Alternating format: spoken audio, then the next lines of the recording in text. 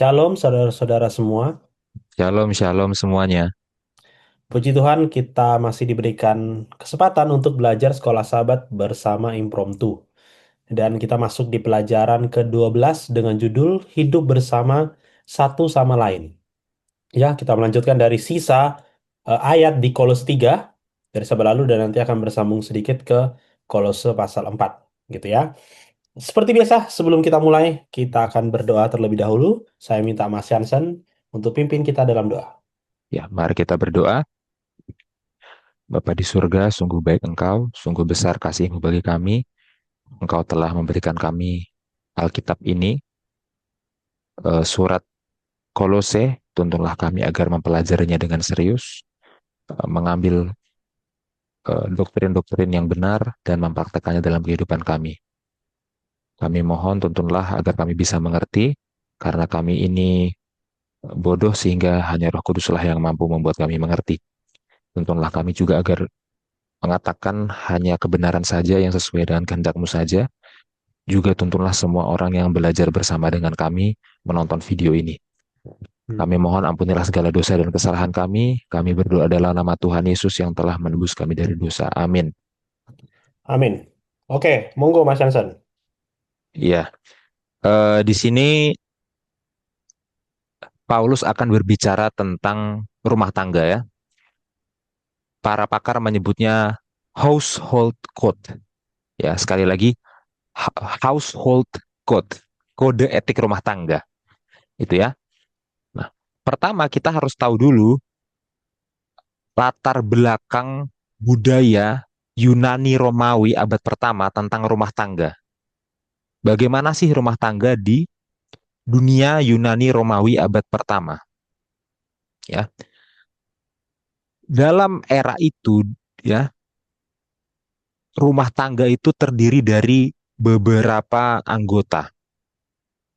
Ya, yang pertama jelas ada suami istri ya, yang mana merangkap juga sebagai orang tua suami istri ini. Ya, kemudian ada anak ya. Tapi selain itu budak ya dalam dunia Yunani Romawi abad pertama itu juga adalah bagian dari rumah tangga. Oke? Nah, selain budak ada juga yang namanya klien. Klien ya. Jadi klien itu bukan budak ya. Klien itu adalah orang merdeka, orang yang bebas, tapi dia bergantung terhadap si tuan rumah ya. Kalau budak itu memang dia itu pekerja yang dimiliki oleh si tuan rumah, itu budak atau hamba. Tapi ini klien, dia ini merdeka, bebas, tapi bergantung dengan si tuan rumah. Itu namanya klien. Ya, ini kalau dibahas secara antropologi menarik ya, karena dalam antropologi itu ada teori namanya patron klien, ya kan? Tapi kita nggak akan masuk sampai ke situ. Oke. Ya. Nah, sekarang dengan bekal ini, mari kita baca satu tulisan filsafat Yunani kuno. Ya, kita baca tulisan dari Aristoteles. Nah, tolong ditampilkan, Bill.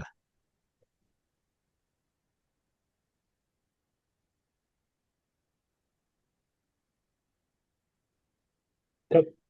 Ya, jadi Aristoteles ya sangat terkenal. Kita semua tahu beliau siapa. Ya, Aristoteles menulis buku yang judulnya adalah Politics. Ya, artinya beliau membahas tentang politik ya, filsafat politik kita bilangnya gitu. Oke? Nah, nah, sekarang mari kita baca buku pertama bagian 3. Nah, tolong tampilkan bagian tiganya, Bill.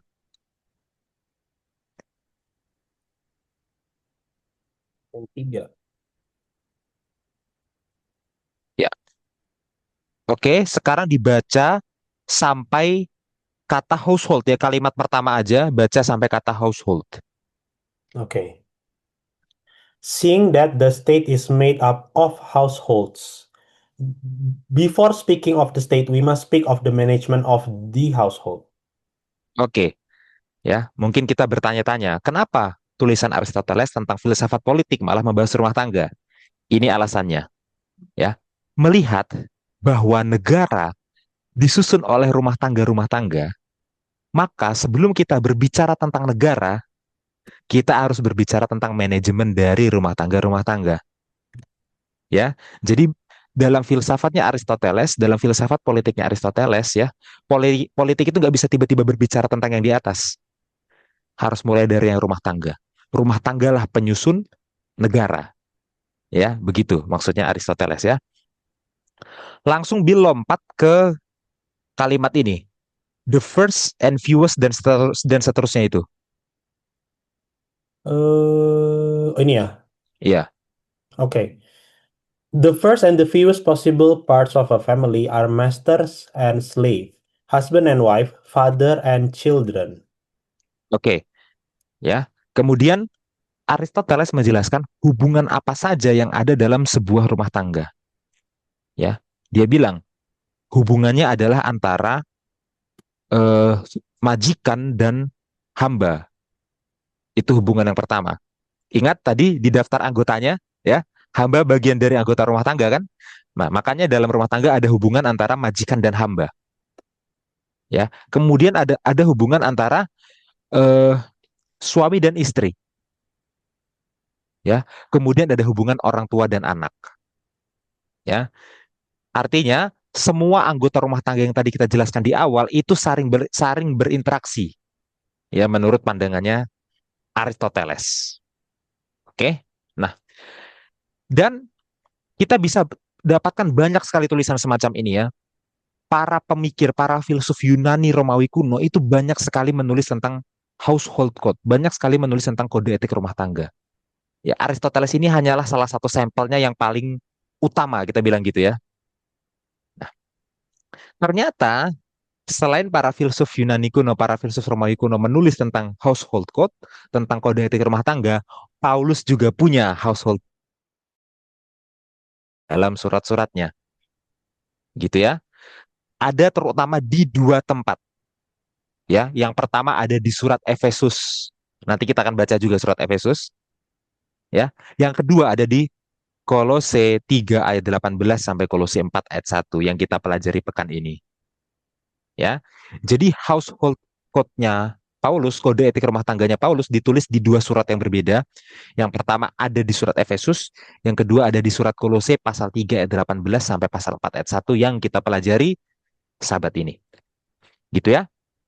Nah, sekarang lebih lanjut tentang latar belakang keluarga dalam budaya abad pertama, ya. Sekarang kita lihat dari sisi Yahudinya, ya. Tadi kan dari sisi Yunani Romawinya, ya. Sekarang kita lihat dari sisi Yahudinya bagaimana.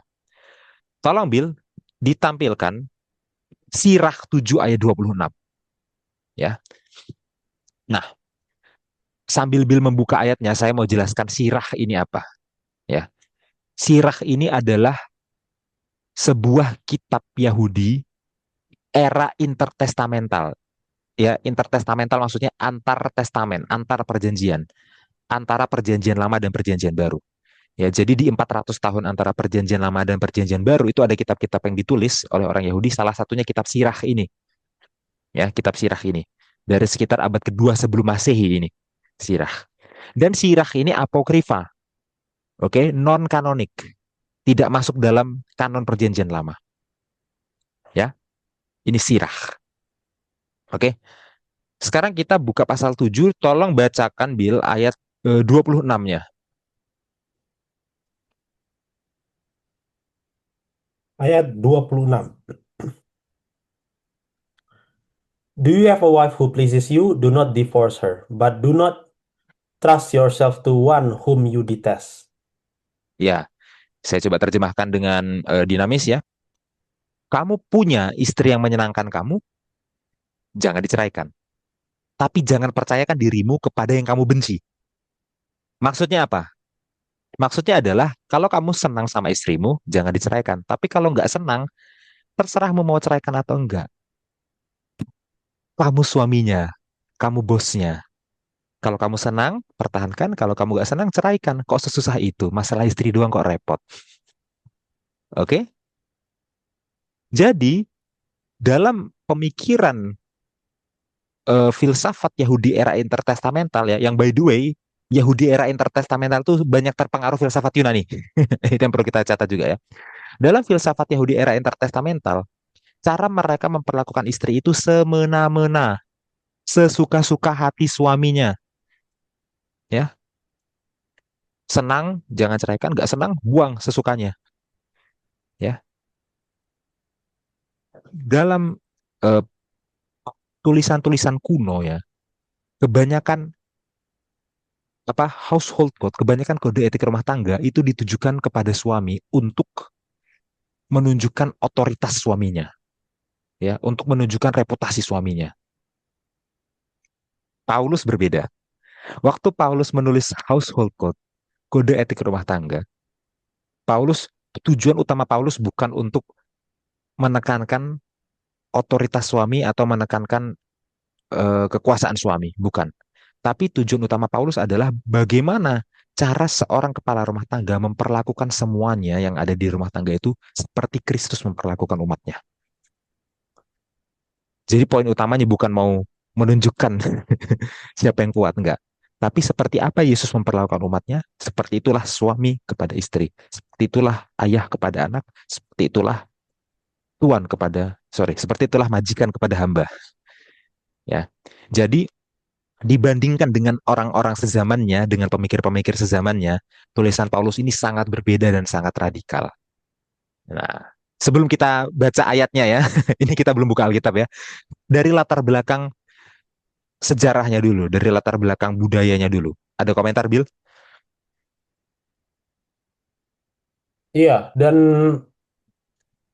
latar belakang ini penting ya, karena teman-teman harus tahu juga bahwa sebagaimana Alkitab itu adalah tulisan yang diilhami, Alkitab juga adalah tulisan historis gitu. Sehingga Hmm. ada latar belakang konfigurasi sosial yang mungkin konfigurasi semacam ini asing di benak kita gitu ya. Entah itu budak, entah itu bahkan bahkan kalau kita kita keluarkan budak sekalipun konfigurasi rumah tangganya saja gitu ya.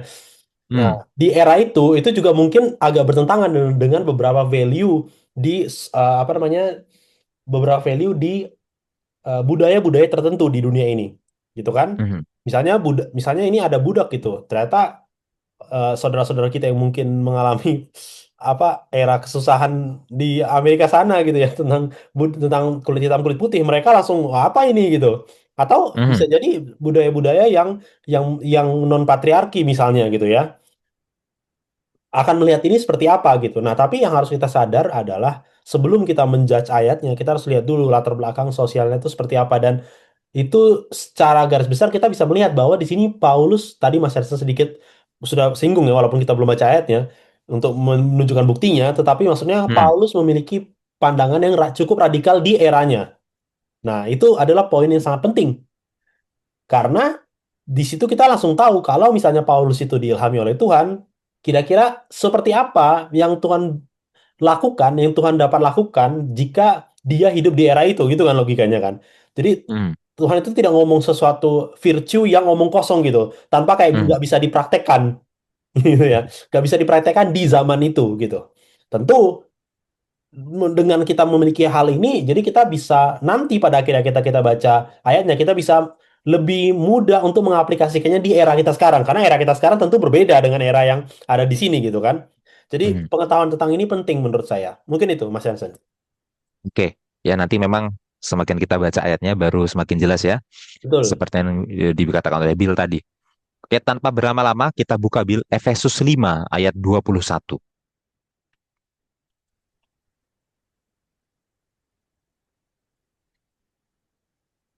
Efesus.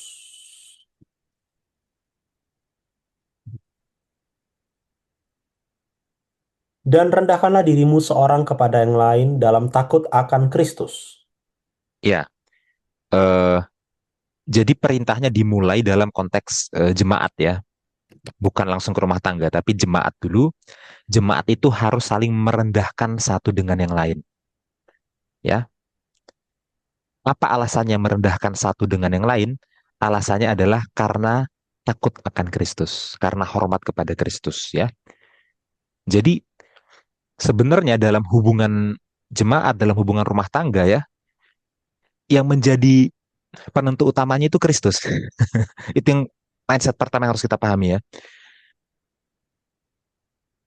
kalau kita mau memperlakukan istri seperti apa, ya, itu karena Kristus. Kalau kita mau memperlakukan anak seperti apa, ya, itu karena Kristus. Mau memperlakukan pekerja seperti apa, itu karena Kristus, ya. Dan dalam konteks jemaat, kenapa merendahkan diri seorang dengan yang lain? Karena kita hormat kepada Kristus, takut akan Kristus. Dan dalam surat Filipi pasal 2 sudah dijelaskan bahwa Yesus sudah merendahkan diri terlebih dahulu, dihubungkan dengan pelajaran sebelumnya ya. Itu. Oke.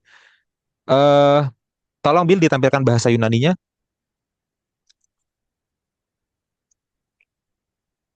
Oke, efisien. Ya. Dua.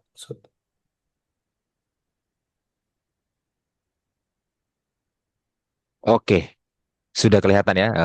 Agak terlambat munculnya ke sini, tapi nggak masalah. Dikatakan di sana, "Hu- Hupo tasomenoi, ya, tunduklah alelois satu dengan yang lain. Ya, sebenarnya itu bukan tunduklah ya, itu sebenarnya partisipal ya. Dengan tunduk ya, dengan tunduk satu sama lain, en phobo Christo, dalam takut akan Kristus, dalam hormat akan Kristus ya. Yang mau saya tekankan adalah kata tunduk ya. Kata tunduk dalam bahasa Yunani adalah hupotasomenoi. Hupotasomenoi ya. Itu. Oke. Sekarang kita bisa lanjut Bill ke ayat 22.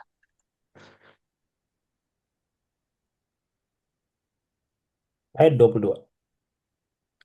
Kasih Kristus adalah dasar hidup suami istri. Hai istri, tunduklah kepada suamimu seperti kepada Tuhan.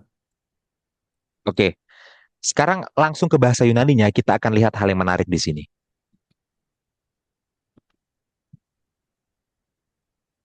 Ya, yang ngomong-ngomong, tadi saya lupa bilang ya, saya belum bisa bahasa Yunani ya, jadi kemampuan saya itu masih di level pra pemula. Pemula saja belum ya. Jadi butuh banyak masukan terkait tata bahasa, terkait bagaimana cara menerjemahkannya ya.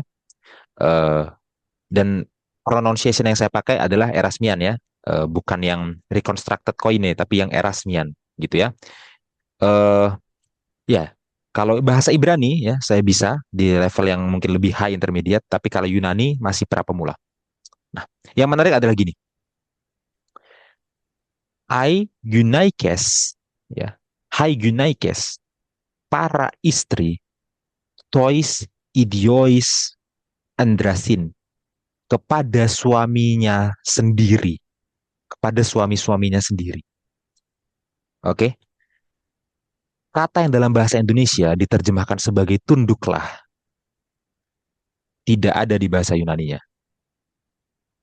Oke, jadi bahasa Yunaninya hanya bilang Aigunaikes, tois idiois andrasin, para istri kepada suaminya masing-masing. Nggak ada kata para istri tunduklah, nggak. Para istri kepada suaminya masing-masing. Hanya itu dikatakan. Ya. Dan ini tentu akan membuat kita bertanya-tanya. Kalau nggak ada di Yunaninya, kenapa terjemahan menambahkan kata itu? Ya. Nah, kita bicara sedikit tentang eh, kritik tekstual.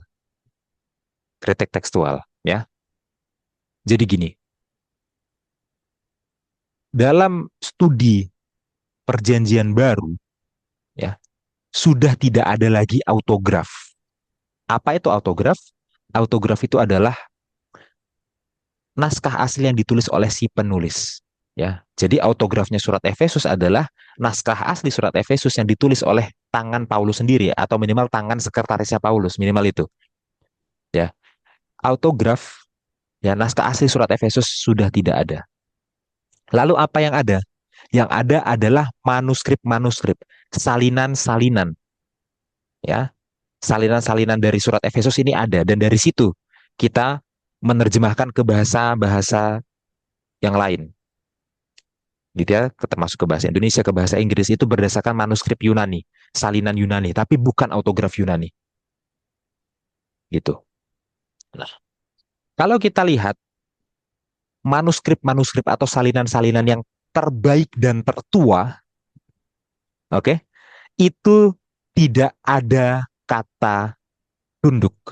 Ya, hypato hypatasomenoy, tunduk itu nggak ada.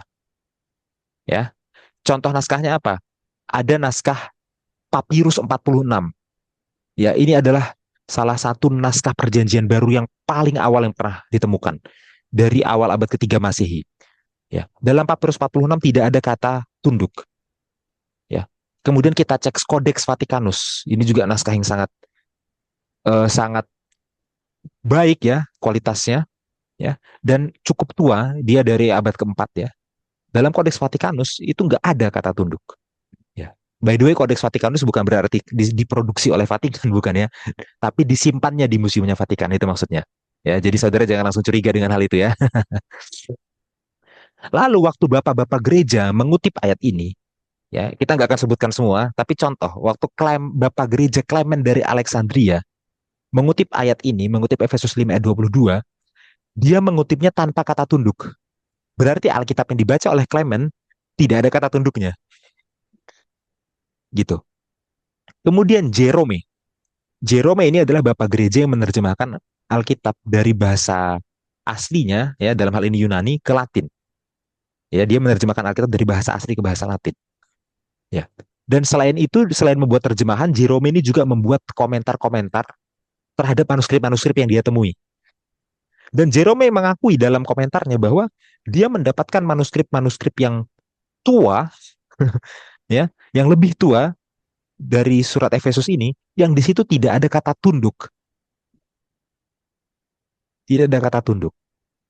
Ya, nah, ada nggak manuskrip yang memiliki kata tunduk? Hypotasomenoi tadi, ada nggak? Ada. Tapi itu adalah manuskrip-manuskrip yang lebih belakangan, salinan-salinan yang lebih kemudian, salinan-salinan yang disalin beratus-ratus tahun kemudian, itu ada. Ya, contohnya adalah naskah-naskah Bizantium, manuskrip-manuskrip Bizantium yang nanti jadi dasarnya Textus Receptus. Ya, ya kalau saudara bingung nanti saudara bisa browsing itu maksudnya apa ya. Jadi naskah-naskah yang lebih kemudian, yang berabad-abad kemudian disalinnya itu ada, ditambahkan kata tunduk. Tapi naskah yang lebih awal, lebih bagus kualitasnya, ya itu nggak punya kata tunduk. Ya, itulah kenapa di sini kita pakai teks Yunani yang terbitannya SBL ya, Society of Biblical Literature yang ada di Step Bible yang di layar kita ini. SBL ini berusaha untuk mempreserve bukti tekstual yang lebih bagus. Ya, dan bukti tekstual yang lebih bagus adalah jelas dari naskah yang lebih tua dan lebih bagus tadi juga, ya.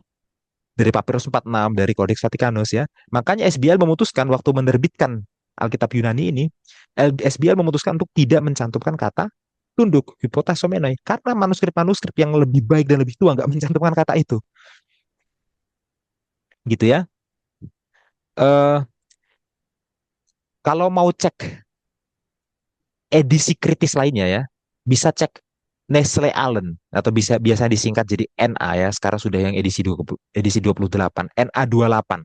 Di NA28 itu juga tidak mencakup ini ya. Ya, karena by the way NA28 ini lebih akademis ya.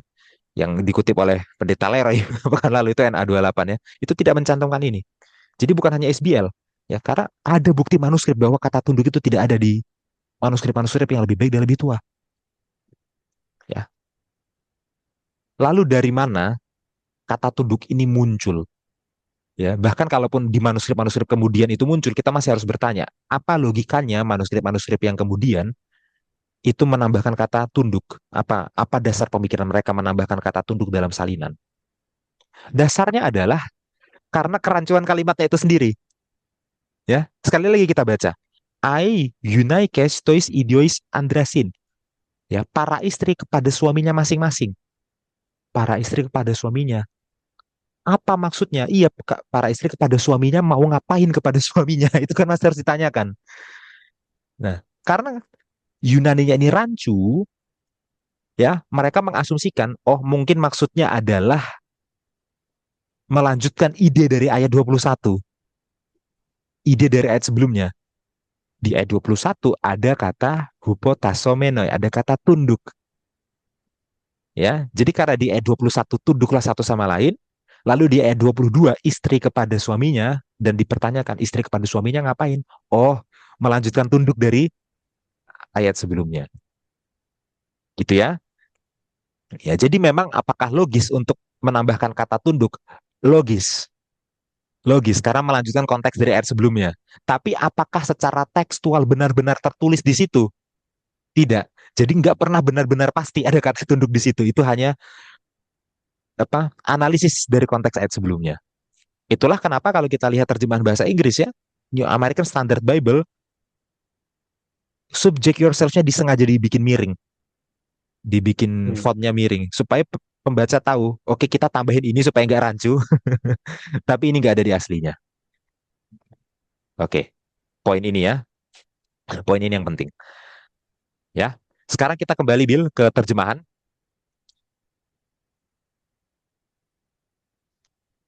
Ya, Oke. masih belum kelihatan. Oke, sudah kelihatan ya terjemahannya. Nah, di terjemahannya dikatakan, hai istri, tunduklah dalam tanda petik ya, hai istri, tunduklah kepada suamimu seperti kepada Tuhan. Lagi-lagi, ya, yang menjadi kunci adalah Tuhan di sini. Menjadi kunci adalah Tuhan di sini. Nah, ada dua penafsiran terhadap frasa seperti kepada Tuhan. Apa maksudnya seperti kepada Tuhan? Ada dua penafsiran.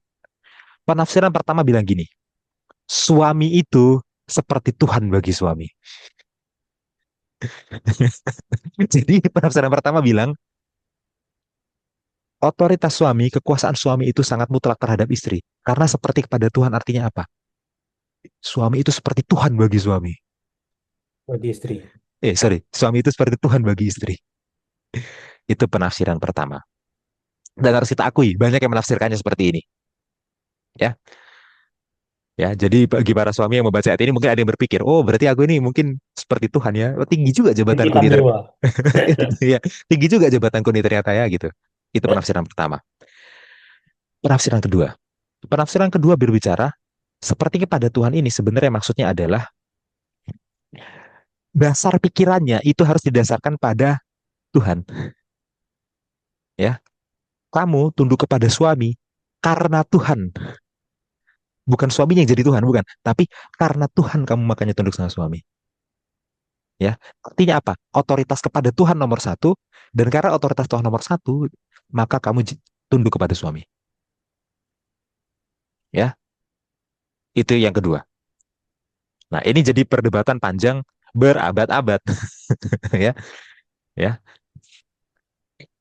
Dan saya nggak akan berusaha untuk menyelesaikan perdebatan panjang berabad-abad itu dalam sesi satu sesi video, ya. Tapi saya pikir kita bisa mengarahkan ke tafsiran yang lebih akurat dengan membandingkan dengan yang di Kolose, yang dipelajari sekolah sahabat kita. Oke? Ya, makanya saya mulai dari Efesus dulu. Nah, sekolah sahabat kita kan yang Kolosenya. Nah, jawabannya sebenarnya lebih jelas di Kolose. Oke, sekarang Bill, kita masuk ke Kolosenya ya. Kita bandingkan Kolose 3 ayat 18. Oh, hai istri-istri, tunduklah kepada suamimu sebagaimana seharusnya di dalam Tuhan. Ya.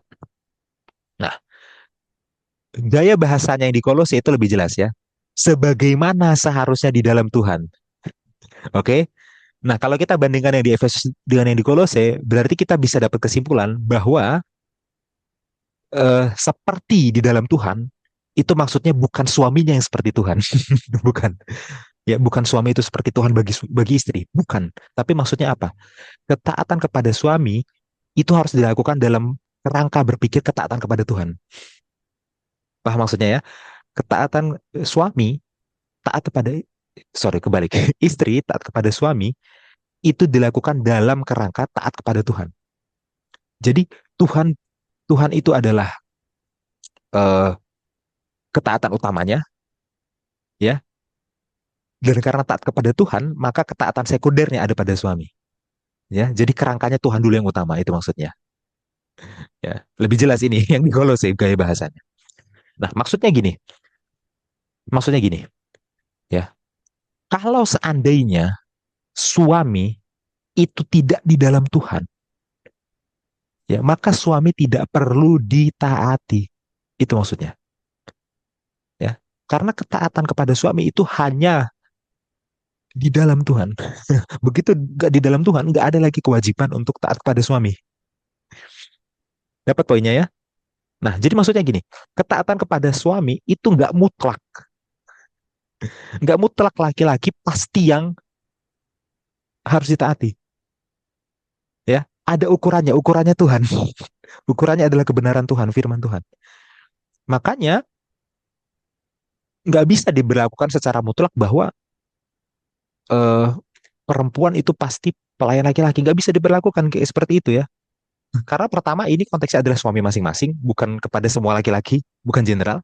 Itu yang pertama. Dan yang kedua, garis apa patokannya adalah Tuhan, ya. Jadi nggak bisa berpikir untuk menindas perempuan gitu ya, atau secara buta, istri harus mengikuti semua keinginan keinginan laki-laki dan kehendak laki-laki. Mau laki-lakinya benar atau salah ya, semua harus diikuti, ya. Dan laki-laki bilang, aku ini seperti Tuhan lo bagi kamu. Ya, itu pembacaan yang salah ya itu sebenarnya. Ya, nggak ada hal seperti itu. Sekali lagi ya, kita rangkum ya. Maksudnya adalah kesetiaan istri utamanya, pertama-tamanya itu kepada Tuhan dulu, baru kepada suaminya.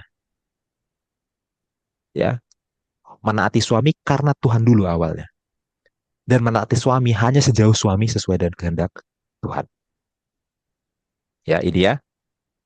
Oke. Eh, Bu, tolong Bil sedikit kita buka bahasa Yunaninya. Oke. Ya, Kolose ya. Ya. Oke, ayat 18 masih saya tunggu.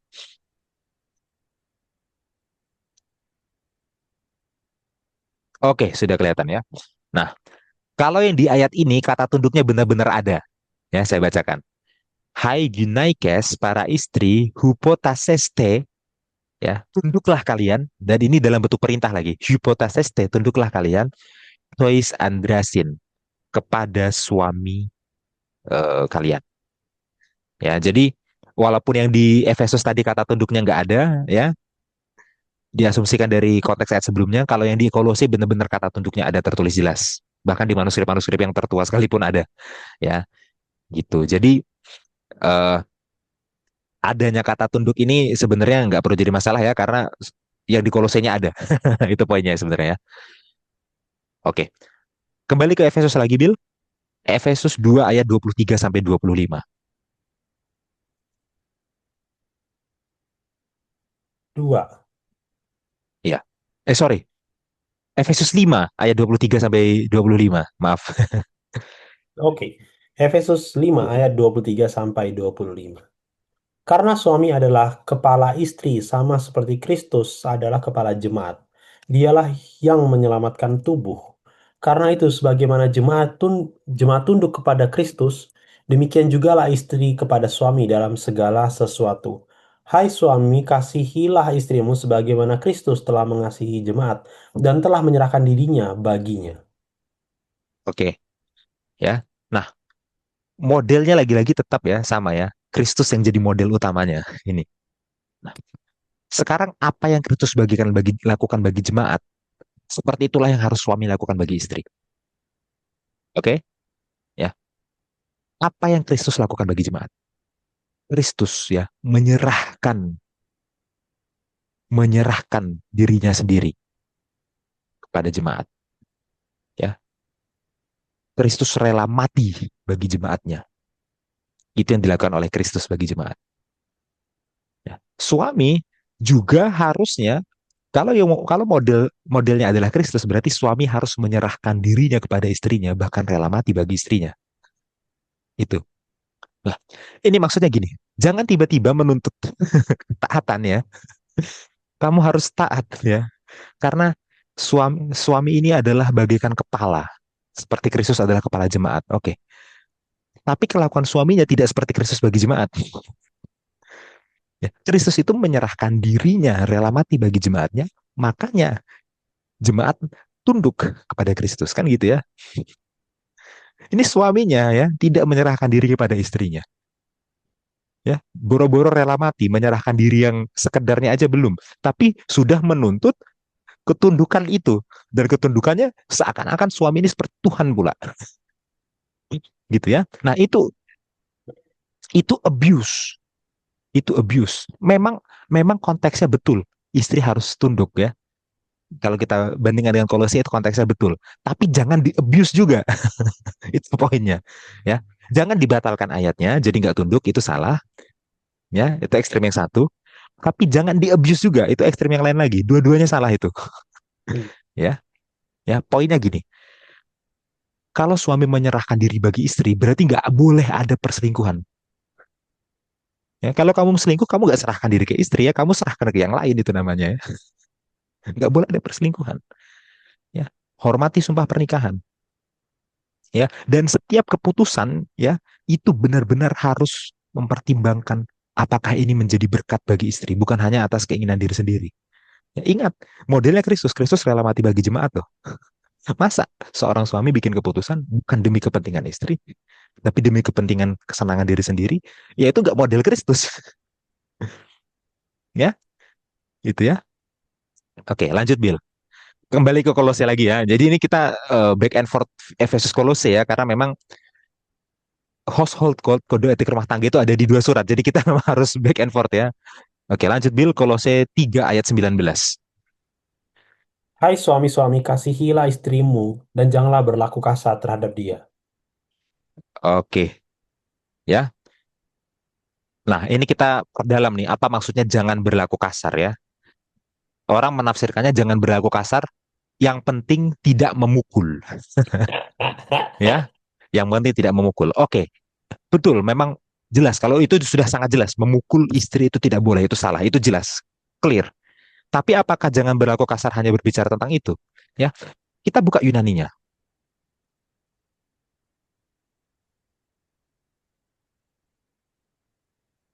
Kolose ya, sorry. Iya, Sorry. iya. Ya, kita back and forth ya. Itu. Oke, saya masih tunggu ayat 19. Oke, sudah kelihatan ya.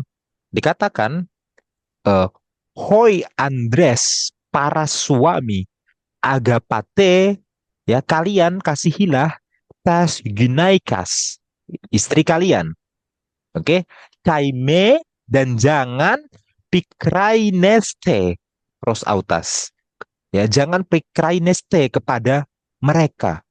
Pikraineste itu terjemahan literalnya sebenarnya adalah jangan membuat pahit ya. Jadi bahasa Indonesianya TB ya, TB itu jangan berlaku kasar. Sebenarnya bahasa Yunaninya adalah jangan membuat pahit. Dikraineste, jangan membuat pahit. Ya, perhatikan terjemahannya New American Standard Bible Nesby. Do not become bitter. Jangan membuat pahit, menjadikan pahit. Nah, apakah menjadikan pahit itu hanya dalam hal kekerasan fisik, memukul? Enggak, ya. Ada banyak hal yang bisa dilakukan oleh suami yang bisa membuat pahit istrinya. Jadi bukan hanya kekasaran fisik. Jadi jangan ada yang membaca ayat ini hanya mengandalkan terjemahan dan bilang yang penting kan aku nggak mukul. Ya, baca Yunaninya. Jangan membuat pahit. Jangan membuat pahit itu apa? Bisa jadi memukul. Ya, itu satu. Tapi ada yang lain. Jangan diperlakukan seperti pembantu. Jangan diperbudak. Itu pasti bikin pahit hati. Pasti bikin pahit hati. Ya, bekerja samalah dengan dia. Itu nggak akan bikin dia pahit hati. Ya, tapi kalau diperlakukan jadi budak, ya pasti bikin dia pahit hati. Oh, itu jelas sekali. Ya, jadi ayat ini penting sekali untuk dibaca dalam bahasa asli ya, supaya nggak hanya dibatasin yang penting nggak mukul loh, ya. Itu bare minimum kalau itu ya. Nah, tapi dalam sudut pandang Paulus apa? Jangan bikin dia jadi merasa pahit, bikin hidupnya manis, ya. Oke, sampai di sini dulu Bill ya. By the way, ini sebelum dikasih tanggapan ya, ini benar-benar membuat saya terharu pelajaran ini ya, karena saya adalah pengantin baru ya dengan istri saya. Kami baru menikah sebulan yang lalu ya, dan tentu tentu ini belum kami sangat minim pengalaman dalam berumah tangga ya. Bukan berarti kami sudah tahu bagaimana caranya berumah tangga ya, dan tentu butuh banyak sekali masukan ya. Tapi ini bisa jadi pengingat buat saya secara pribadi juga waktu membaca ini ya, tentang bagaimana seharusnya kami berhubungan ya dalam suami istri. Seperti itu. Silahkan Bill. Iya. Ya, saya belum nikah, saudara. Iya, Saya belum menikah. Tapi kalau saya adalah perempuan dan saya disuruh memilih pria dan prianya cuma bilang saya nggak main tangan, ya saya ngerasa saya nggak akan mau menikah dengan dia. Kalau cuma itu. Jadi ayat ini iya, bukan hanya untuk pasangan muda seperti Mas Jansen atau pasangan yang sudah lebih berpengalaman, tapi juga bagi mereka yang belum iya, punya pasangan. iya betul. Untuk Ini memilih juga adalah ya. standarnya yang Alkitab buat, gitu Iya. kan? Standarnya. Eh, ya dan saya suka ya cara Paulus membuat ini. Maksudnya dia nggak ke ekstrim patriarki dan dia nggak juga ke ekstrim feminisme gitu. Jadi kayak Hmm, dia dia berjalan di tengah, dia berjalan di tengah. Dan secara nggak langsung dia menasihati dua belah pihak, gitu kan? iya, Dia iya. menasihati suami yang harusnya menjadi role model seperti Kristus. Dia juga menasihati istri supaya tidak memperlakukan suami itu sesuka hati dia, Hmm, tidak memanfaatkan sang suami. Apakah itu manfaatkan hati suaminya yang baik ke dia, gitu kan? Atau manfaatkan hartanya, atau manfaatkan keluarganya. Malah dia harus dibilang harus tunduk gitu kan. Harus melayani sebagaimana Kristus melayani. Itu. Jadi eh, ini pelajaran yang sangat bagus ya bagi kita bahwa ya seperti itulah household code-nya Tuhan kalau kita bisa bilang. Dan untuk melakukan ini sangat susah kan sebenarnya. Apalagi yang hmm, ayat 19 ini ya. Karena dia berbicara sebenarnya dari tadi ya dari awal, hmm, tapi menurut saya dapat feel-nya tuh di ayat 19 ini. Ketika aku baca NASB-nya tadi waktu belajar, bitter itu. Kayak bitter itu kan suatu itu kan perasaan gitu. Kalau kasar itu hmm. fisik gitu. Makanya Ada. Jelas tindakannya kalau kasar iya ya. ada tindakan gitu kan. Walaupun sebenarnya kita juga bisa bilang kasar itu kan kamu kasar banget sih kamu menyakiti hatiku. Oke, tapi itu bisa. Tapi Hmm, most of the time kalau kita bilang kasar itu tendensinya adalah fisik. hmm, Tapi waktu dibilang bitter, bitter itu kan perasaannya dan istri adalah wanita itu adalah makhluk yang emosional gitu kan. Makanya hmm, ayat ini tuh kayak aku langsung dapat oh karena wanita itu adalah makhluk yang emosional, jadi kita harus menjaga nih perasaannya. Jangan sampai bitter, jangan sampai pahit gitu kan. Dan itu kan susah ya. Karena pria itu adalah makhluk yang egois. hmm. Dan kadang-kadang suka-suka dia tanpa berpikir terlebih dahulu sebelum berbuat gitu kan. Lalu nanti kalau udah terjadi masalah baru nih menyakiti hati ini Hmm. dan yang lain-lainnya. Dan ya ini pengingat sih, pengingat bagi kita ya. Yang dan ini across the board ya. Untuk semua yang belum menikah, semua yang baru menikah, semua yang udah lama menikah, ya ini menjadi pelajaran menurut saya. Mungkin itu Mas Hansen dari saya. Oke, Will. Terima kasih. Ada kutipan Nyonya White yang mau ditampilkan? Nah, kita lanjut dulu. Lanjut dulu. Oke. Ya. Masih ingat Bill tadi, menurut Aristoteles ada hubungan apa aja? Pertama, suami istri ini sudah. Apalagi Hmm. selain itu? Orang tua dan anak. Ya, orang tua dan anak ya. Itu akan kita bahas. Nah, tapi sekarang kita bandingkan dulu dengan pemikiran kunonya lagi ya. Di Hmm. zaman kuno gimana sih orang tua memperlakukan anak biasanya? Kita buka Sirah 30 ayat 1 sampai 4 ya. Nah, sambil Bill buka ya, saya jelaskan lagi bagi yang lupa, Sirah itu adalah dokumen Yahudi dari era intertestamental, antara Perjanjian Lama dan Perjanjian Baru ya, sekitar abad kedua sebelum Masehi. Oke? Nah, sekarang baca Bill ayat 1 sampai 4-nya. Sirah 30 ayat 1 sampai 4. He who loves his son will whip him often, so that he may rejoice at the way he turns out. He who disciplines his son will profit by him and will boast of him among acquaintances. He who teaches his son, ini Asia banget. Sorry ya. He teaches his son will make his enemies envious and will glory in him among his friends. When the father dies, he will not seem to be dead, for he has left behind him one like himself. Wow, very Asian. Iya, iya. Eh, mungkin banyak yang merasa ya bahwa di generasi-generasi sebelum kita memang cara orang tua mendidik agak-agak mirip dengan ini mungkin ya. Ya. Yang pertama, ayat 1. Dia yang mencintai anaknya akan sering mencambuknya. Sehingga dia, maksudnya dia ini orang tua ya, akan bergembira. Bagaimana jadinya si anak itu nanti. Ya, ya.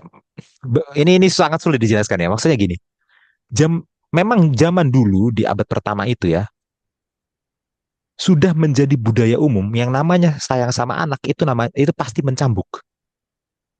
Ya, sayang sama anak itu pasti kekerasan. Gitu ya. Ya. Sementara sekarang di psikologi modern kita tahu ya kekerasan kepada anak itu akan menghancurkan mental anak gitu. Walaupun akhirnya dia menurut disiplin tapi mentalnya hancur. Ya tapi zaman dulu itu sebuah norma umum. Ya namanya sayang anak harus cambuk anak. Ayat 1. Oke. Lalu di ayat 2 sampai 4 ya intinya anak ini adalah sebuah piala. Intinya gitu ya. Ya. Dalam hidupmu itu ya, prestasimu itu adalah anakmu. Oke?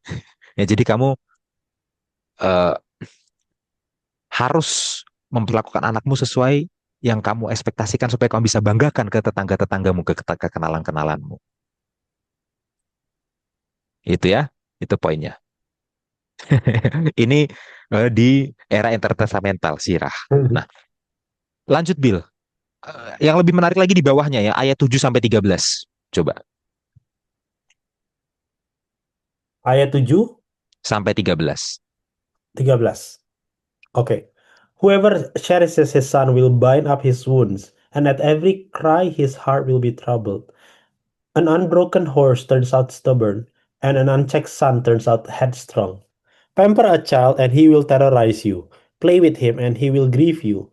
Do not laugh at him, or you will have sorrow with him, and in the end, you will gnash your teeth. Give him no freedom in his youth. Beat his sides while he is young, or else he will become stubborn and disobey you. Discipline your son and make his yoke heavy, so that you may not be offended by his shamelessness. Ya, coba ke atas dikit Bill, yang mana tadi yang mau ini sebenarnya kalau kita mau bahas per frasa ya ini menarik semua ya.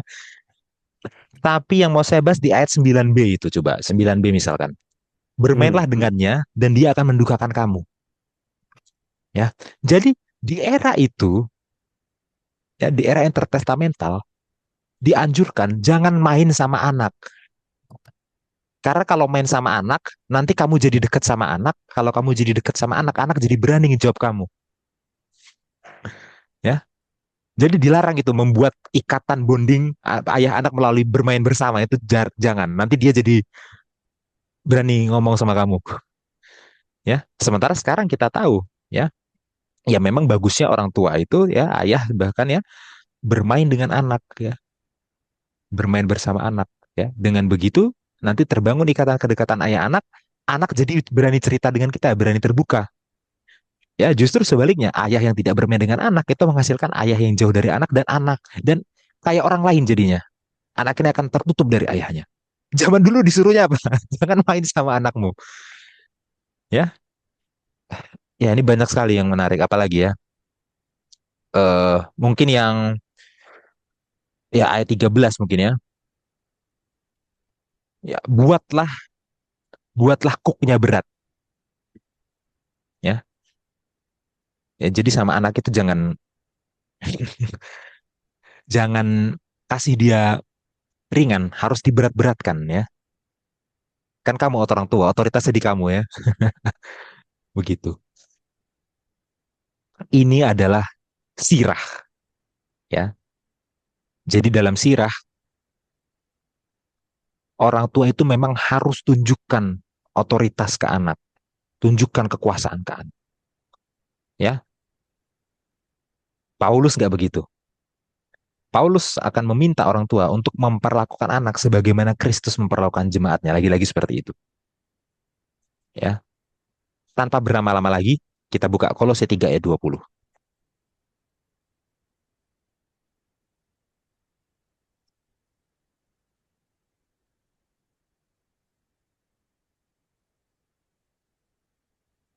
Kolose 3 ayat 20. 20. Hai anak-anak, taatilah orang tuamu dalam segala hal, karena itulah yang indah di dalam Tuhan. Iya, jadi di sini untuk anak-anak ya disuruh taat ke orang tua. Karena apa? Karena itulah yang indah di dalam Tuhan. Nah, ini polanya berulang. Lagi-lagi apa? Di dalam Tuhan. Lagi-lagi patokan utamanya Tuhan. Standar utamanya Tuhan. Ya maksudnya apa? Menurut kepada orang tua, itu karena menurut kepada Tuhan. Utamanya Tuhan, baru orang tua. Itu poinnya. Ya, artinya apa? Di poin di mana orang tua tidak sesuai dengan kehendak Tuhan, ya, sudah tidak wajib ditaati lagi, sudah tidak perlu ditaati lagi. Karena taat kepada orang tua di dalam Tuhan. Harus sesuai kehendak Tuhan dulu. Orang tua nggak sesuai kehendak Tuhan, nggak perlu ditaati. Ya, Jadi ketaatan orang tua nggak mutlak. Ada ujiannya juga. Ujiannya adalah kehendak Tuhan, firman Tuhan. Oke? Sekarang ayat 21. Hai bapak-bapak, janganlah sakit hati, janganlah sakiti hati anakmu, supaya jangan tawar hatinya. Iya. Coba kita membaca ini dengan memahami sirah. Kita memahami latar belakang sirah tadi. Menurut kita semua, ya, kalau anak itu dicambuk terus, kalau ayah tidak pernah main sama anak, tidak pernah ngobrol sama anak, membuat kuk yang berat bagi anak, sakit nggak hati anak? Sakit nggak hati anak? Ini coba ya kita pikirkan ya. Artinya apa? Ini bertentangan langsung dengan yang Sirah bilang. Itu maksudnya ya. Bukan berarti orang tua nggak perlu ditaati, bukan berarti anak-anak nggak perlu taat. Di ayat sebelumnya dibilang memang anak harus taat. Betul, harus taat. Tapi jangan abusive, itu lagi-lagi ya. Ketaatannya jangan dibatalkan, tetap taat. Tapi jangan mentang-mentang supaya taat jadi abusive. Jangan mentang-mentang supaya taat kita cambuk. Supaya taat ya, supaya dia nggak berani macam-macam sama kita, jangan jangan akrab-akrab sama dia, jangan main sama dia, supaya dia tahu kita ini otoritas, supaya taat. Kalau terlalu dekat nggak taat nanti dia. Kita buat hidupnya berat supaya taat. Enggak, taatnya harus, abusifnya jangan, jangan bikin sakit hati. Ini perintah saudara. Ya, barang siapa yang sekarang udah pernah bikin sakit hati anaknya, berdosalah semuanya itu. Ya, tapi kan dia supaya taat. Baca ayatnya. Iya, taat. Tapi jangan sakiti. Ya, jangan sakiti. Ya. Lalu gimana caranya bikin anak taat tanpa menyakiti dia, ya? Nah, ini lebih, kalau yang ini lebih jelasnya di yang versi Efesus, ya. Nah, kita balik ke Efesus lagi. Tolong Bill, Efesus 6 ayat 4.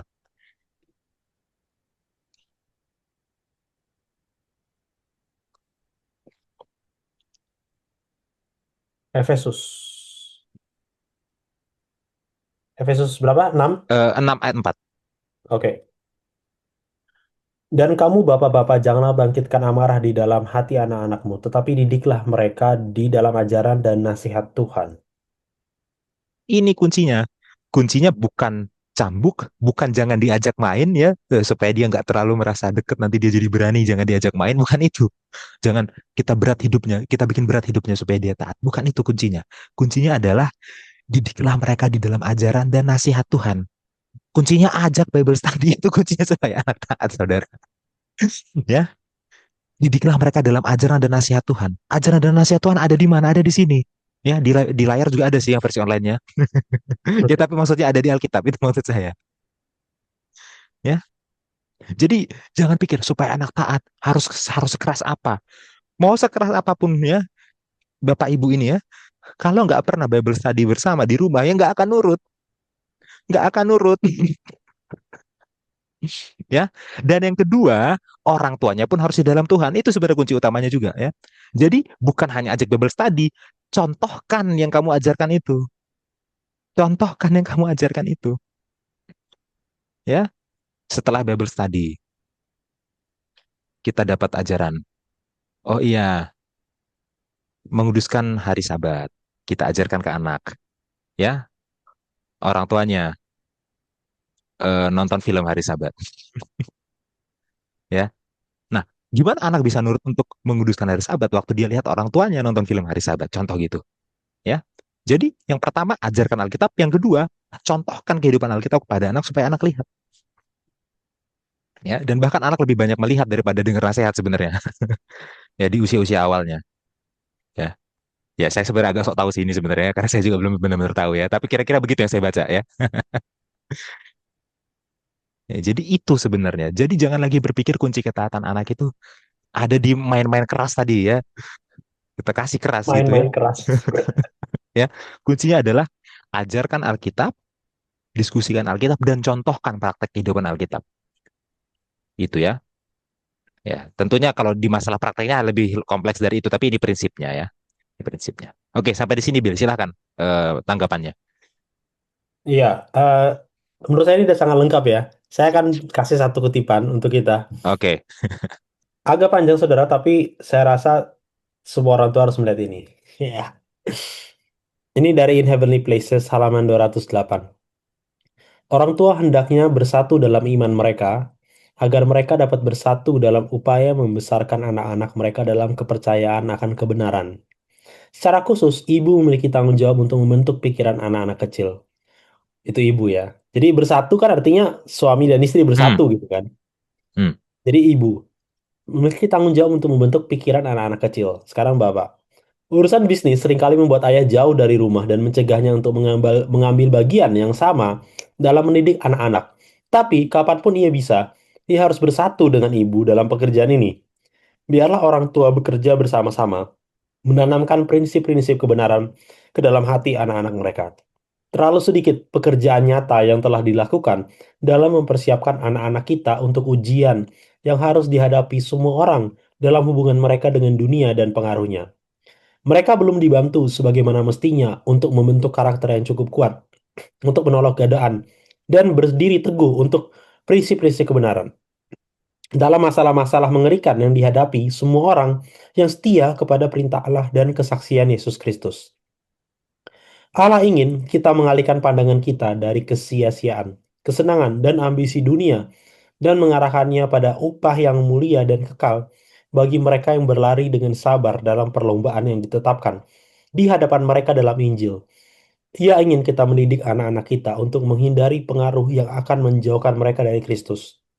Tuhan akan segera datang dan kita harus mempersiapkan diri untuk peristiwa yang hikmat itu. hmm. Ya, saya rasa ini kutipan yang bagus sekali. Dan sebenarnya kalau saya mau berikan ini ke level yang lebih jauh ya, Mas Hansen. Terus nanti ada yang bilang, oh saya besarnya nggak sama orang tua, saya sama nenek saya. Terus berpikir ayat ini nggak bisa dilaksanakan. Ingat bahwa semua ajaran Paulus tadi tentang household cult itu sumbernya adalah Kristus, saudara. Jadi kalau saudara nggak punya role model ayah dan ibu, tentu akan sangat sulit untuk menjadi contoh gitu ya. Tentu harus kita akui. Tapi bukan berarti saudara tidak memiliki referensi untuk bagaimana hidup yang benar.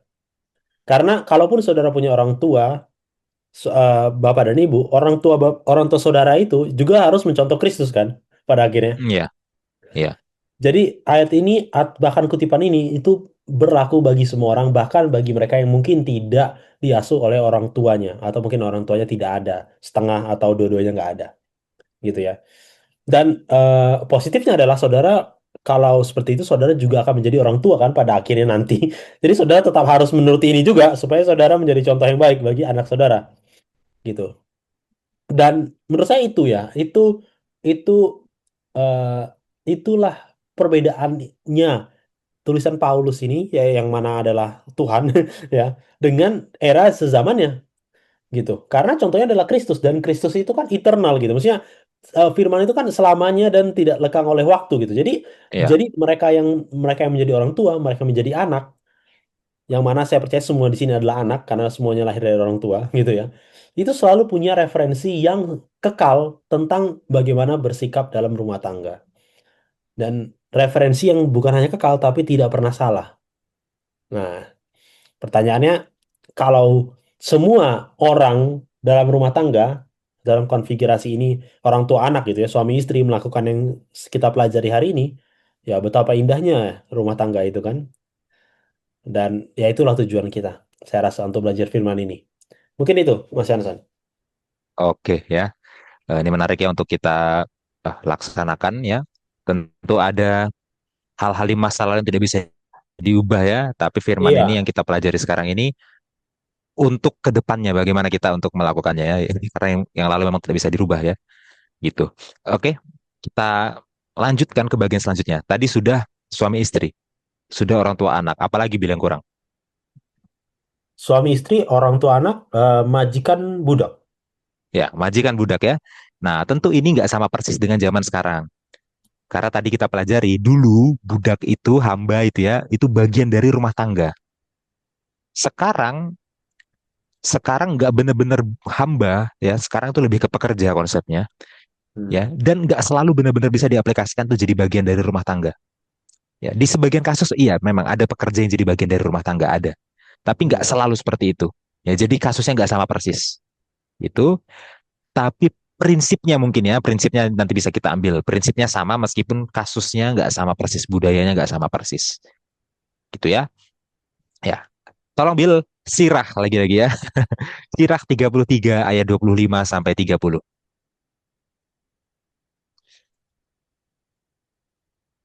Ini adalah majikan ya, Ya, majikan hamba. Sirah 25. 33, Oh, sorry. 33 ayat 25 sampai 30. Sirah 33. Ayat 25 sampai 30. Ya. The treatment of slaves. Fodder and a stick and burdens for a donkey. Bread and discipline and work for a slave. Set your slaves to work, and you will find rest. Hmm. Leave their hands idle, and they will seek liberty. Yoke and strap will bow the neck, and for wicked slaves there are racks and tortures. Put them to work in order that they may not be idle, for idleness teaches much evil. Set them work as is fitting for them, and if they do not obey, make their fetters heavy. Do not be overbearing toward anyone, and do nothing without deliberation. Iya, saya nggak tahu sudah berapa undang-undang yang dilanggar di sini ya menurut undang-undang modern ya. Ya, tapi kita coba bahas nggak semuanya ya. Banyak yang bisa menarik di sini, dibahas perasa per perasa pun menarik, tapi saya coba lihat yang inti-intinya aja. Mm-mm. Di ayat 25 dikatakan eh ya, seperti pakan ternak dan tongkat dan beban untuk keledai, seperti itulah roti dan disiplin dan kerja untuk budak, untuk hamba, ya. Jadi kalau keledai itu supaya apa istilahnya? Supaya bisa taat harus gimana? Ya, harus dikasih pakan ternak. Nah, maka budak itu harus kita kasih roti, ya. Jadi dianggap dianggap kayak ngasih makan hewan gitu ya. Mm. Nah, terus gimana caranya supaya keledai itu nurut sama kita? Keledai itu harus dipukul dengan tongkat. Ya, tentu saja budak kalau nggak menurut ya kayak keledai harus kita disiplin, pukul dengan tongkat. Oke? Lalu gimana caranya supaya keledai itu produktif? Kasih beban. Sama, ya. Budak juga harus dikasih pekerjaan yang ya work di sini bukan hanya kerja tapi maksudnya dia dieksploitasi pekerjaannya ya. Kenapa? Di ayat selanjutnya ya ini bukannya gimana ya, bukannya mau jadi pakar eksegesis apokrifa ya. Tapi ya kita bisa tafsirkan apokrifa juga ya. Ya. Di ayat selanjutnya dikatakan, taruhlah budakmu untuk bekerja, maka kamu akan istirahat. Jadi tujuannya adalah memang mengeksploitasi orang lain supaya kitanya bebas. Ya, mau pakai istilah yang lebih kasar, saya kasih. Dia yang kerja, kita yang kaya. Dia yang kerja, kita yang makmur.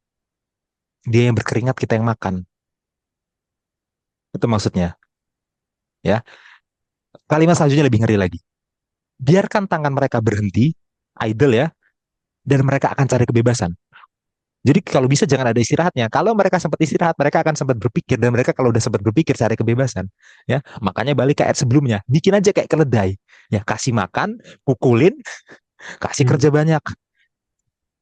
Zaman dulu seperti itu caranya, ya. Aduh, saya tertarik untuk membahasnya ayat per ayat ya. Ya mungkin ayat 27 deh. Terakhir nggak sampai 30. Satu lagi aja, ayat 27 ya. Cook straps itu apa straps Bill? Cambuk kali ya. Kenapa? Strap itu apa strap? Cambuk ya. Yoke and Oh, strap. strap itu ini apa namanya, kaitan untuk mengaitnya itu loh. Jadi kan ada beban terus dikait. Oh, oke oke oke. Jadi cook dan pengaitnya gitu ya.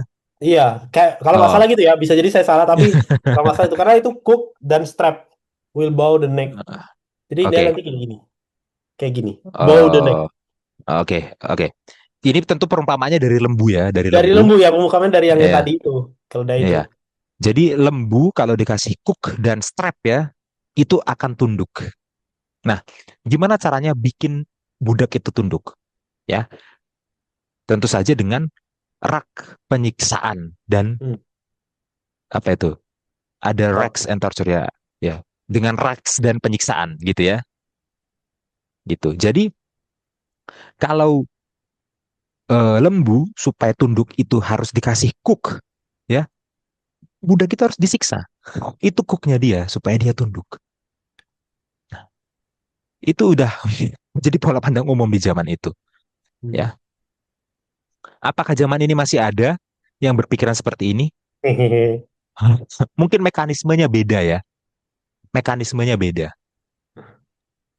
Tapi saya pikir ya gini, ini agak sensitif, tapi saya pikir ada beberapa bos-bos modern yang berpikir sebenarnya memang pekerja-pekerja itu jangan dikasih upah yang besar, harus dibikin seminimal mungkin ya, supaya dia tetap susah ya, dan dia tetap ada di bawah. Dengan begitu lebih gampang mengontrolnya, misalkan gitu. Asalkan dia masih bisa makan itu udah cukup gitu ya. Dan mungkin harus banyak disiplin juga bagi pekerja ya. Bahkan untuk hal-hal yang sebenarnya bukan salah pun harus banyak kita kasih disiplin ya, supaya dia terlatih untuk tunduk sama otoritas, tunduk sama kita sebagai bos ya. Mungkin mungkin ada yang seperti itu dengan cara yang berbeda tentunya di zaman modern ya. Tapi maksudnya adalah gini, bos-bos eksploitatif itu masih ada, itu maksud saya ya. Dan mungkin prinsip mereka seperti ini juga ya. Ya sama kayak kalau kita ke hewan ya, ke keledai, sama kalau kita ke kerbau begini ya, ke pekerja harus begitu. Mungkin sama, nggak tahu juga ya. Ya mungkin Bill nanti bisa lebih banyak komentar ya, karena Bill lebih tahu dunia korporasi ya, gitu. Nah, tapi gini, Paulus berbeda ya, lagi-lagi. Sirah dan orang zaman kuno, bahkan sampai zaman sekarang ya, kalau berbicara tentang majikan kebawahan, itu adalah untuk menunjukkan otoritas, menunjukkan kuasa. Tapi Paulus adalah memperlakukan budak, hubungan majikan dengan budak, majikan dengan hamba, itu bukan untuk menunjukkan otoritas, menunjukkan kuasa, tapi untuk memperlakukan para hamba ini sebagaimana Yesus memperlakukan jemaatnya. Lagi-lagi itu, ya, tanpa berlama-lama. Kolose 3 ayat 22 sampai 25.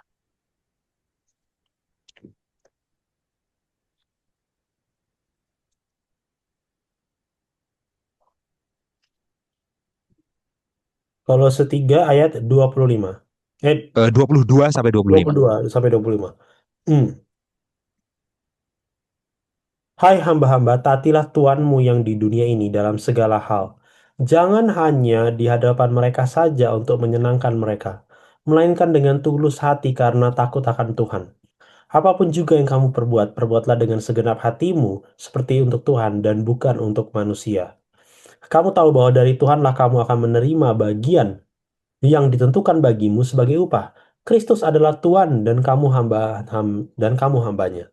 Barang siapa berbuat kesalahan, ia akan menanggung kesalahannya itu, karena Tuhan tidak memandang orang. Ya, oh ini sangat menarik ya. Eh, yang pertama, hamba memang harus taat sama tuannya. Dan di zaman modern aplikasinya memang betul ya, pekerja harus taat sama bosnya. Itu sebenarnya dasar ya. Nah, sekarang sisi abusifnya di mana? Kan lagi-lagi ya, kita harus cek itu ya. Sisi abusifnya adalah tidak memperhatikan kalimat terakhir di ayat 22. Kalimat terakhir di ayat 22 dikatakan, karena takut akan Tuhan. Lagi-lagi, sama polanya ya, kita udah lihat polanya. Patokan standarnya apa? Tuhan, Tuhan. Taat kepada atasan karena taat kepada Tuhan. Jadi Tuhanlah yang terutama untuk ditaati, atasan nomor dua. Berarti implikasinya, kalau atasan tidak sesuai dengan kehendak Tuhan, ya kan? Berarti tidak perlu ditaati. Ketaatan atasan tidak mutlak juga ujung-ujungnya kalau dia tidak sesuai dengan kehendak Tuhan. Oh iya, ya. Kalau atasan suruh ya dalam berbisnis, bisalah ambil margin di sini, kita markup sendiri anggarannya, ya. Saudara lawan atau enggak? Ya. lawan seharusnya ya. Tapi kan harus taat sama sama atasan. Oh iya, karena takut akan Tuhan tapi Tuhan dulu utama, atasan nomor dua. Jadi boleh taati selagi atasan sesuai dengan Tuhan. Begitu udah enggak wajib taat sama atasan. Ya, itu. Oke, lanjut Bill. Yang paling menarik itu ada di eh, pasal 4 ayat 1 ya. Lanjutannya ayat selanjutnya ya. Hai tuan-tuan, berlakulah adil dan jujur terhadap hambamu. Ingatlah, kamu juga mempunyai tuan di sorga. Nah, ini yang mind blowing ya. Sekarang nasihat Paulus untuk para tuan adalah kira-kira gini kalau kita mau sederhanakan. Hai tuan-tuan, ya, jangan perlakukan hambamu itu kayak binatang. Jangan kamu samakan sama keledai, jangan kamu samakan sama eh, lembu, ya. Jangan kamu pikir makin kamu cambuk dia makin nurut dia, jangan kamu pikir makin kamu kerasin dia, makin kamu hukum dia kamu makin nurut, enggak. Kamu justru harus adil sama dia, jangan eksploitasi dia. Kenapa? Karena kamu juga hamba. Perhatikan tuh kalimat terakhir. Kamu juga mempunyai tuan di surga. Cara Paulus ngomong gitu adalah gini. Kamu, orang yang memiliki pekerja, kamu merasa kamu tuan, ya, kamu jangan berlaku semena-mena. Di hadapan Tuhan kamu juga hamba. Kamu juga punya Tuhan di surga, kamu juga hamba. Ya, dan ini semakin indah kita hubungkan dengan ayat sebelumnya, Bil. Coba. Ayat 24 dan 25, coba. Tolong, Bil, di scroll ke atas lagi.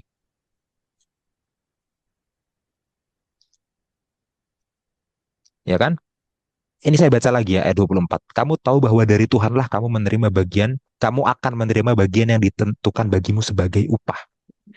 Kristus adalah Tuhan dan kamu hambanya. Oke, berbicara ke hamba nih. Kristus adalah Tuhan dan kamu hambanya. Jadi para hamba, kamu harus nurut sama atasanmu. Karena Kristus adalah Tuhan dan kamu hambanya. Sekarang, Paulus ngomong ke tuannya juga. Kamu juga hamba. Berarti sebenarnya hamba sama Tuhan setara jadinya. Poinnya gitu. Ini saya ulangin ya. Kristus ngomong ke para hamba, kamu adalah hamba Kristus. Kristus ngomong ke para tuan juga, kamu hamba Kristus. Dua-duanya hamba Kristus. Berarti setara itu poinnya. Ayat 25. Barang bersiapa membuat kesalahan, ia akan menanggung kesalahannya. Tuhan tidak memandang orang. Artinya apa maksudnya Tuhan tidak memandang orang? Bagi Tuhan gak ada bedanya mau hamba, mau Tuhan ataupun hamba. Tuhan gak pandang statusmu. Ayat 25. Tuhan tidak pandang status siapa yang bos, siapa yang bekerja. Karena bagi Tuhan dua-duanya bekerja. Tuhan tidak pandang bos, siapa majikan, siapa hamba. Bagi Tuhan dua-duanya hamba. Ngapain Tuhan pandang orang? Kita mungkin pandang orang. Kita pandang yang bos siapa, yang pekerja siapa. Kita jilat yang bos, kita tindas yang pekerja. Tuhan tidak pandang orang. Bagi Tuhan, baik bos maupun pekerja, dua-duanya pekerja. Majikan atau hamba, dua-duanya hamba bagi Tuhan. Sekarang, bagi sesama hamba, apa hak sesama hamba untuk menyusahkan satu sama lain? Dua-duanya hamba. Dua-duanya hamba. Ya, jadi kalau saudara punya perusahaan dan saudara punya bawahan, siapa yang hamba? Dua-duanya hamba. Ya, ya. Sebelum saya semakin banyak bicara dan semakin ngelantur ya, silahkan bila kasih tanggapan.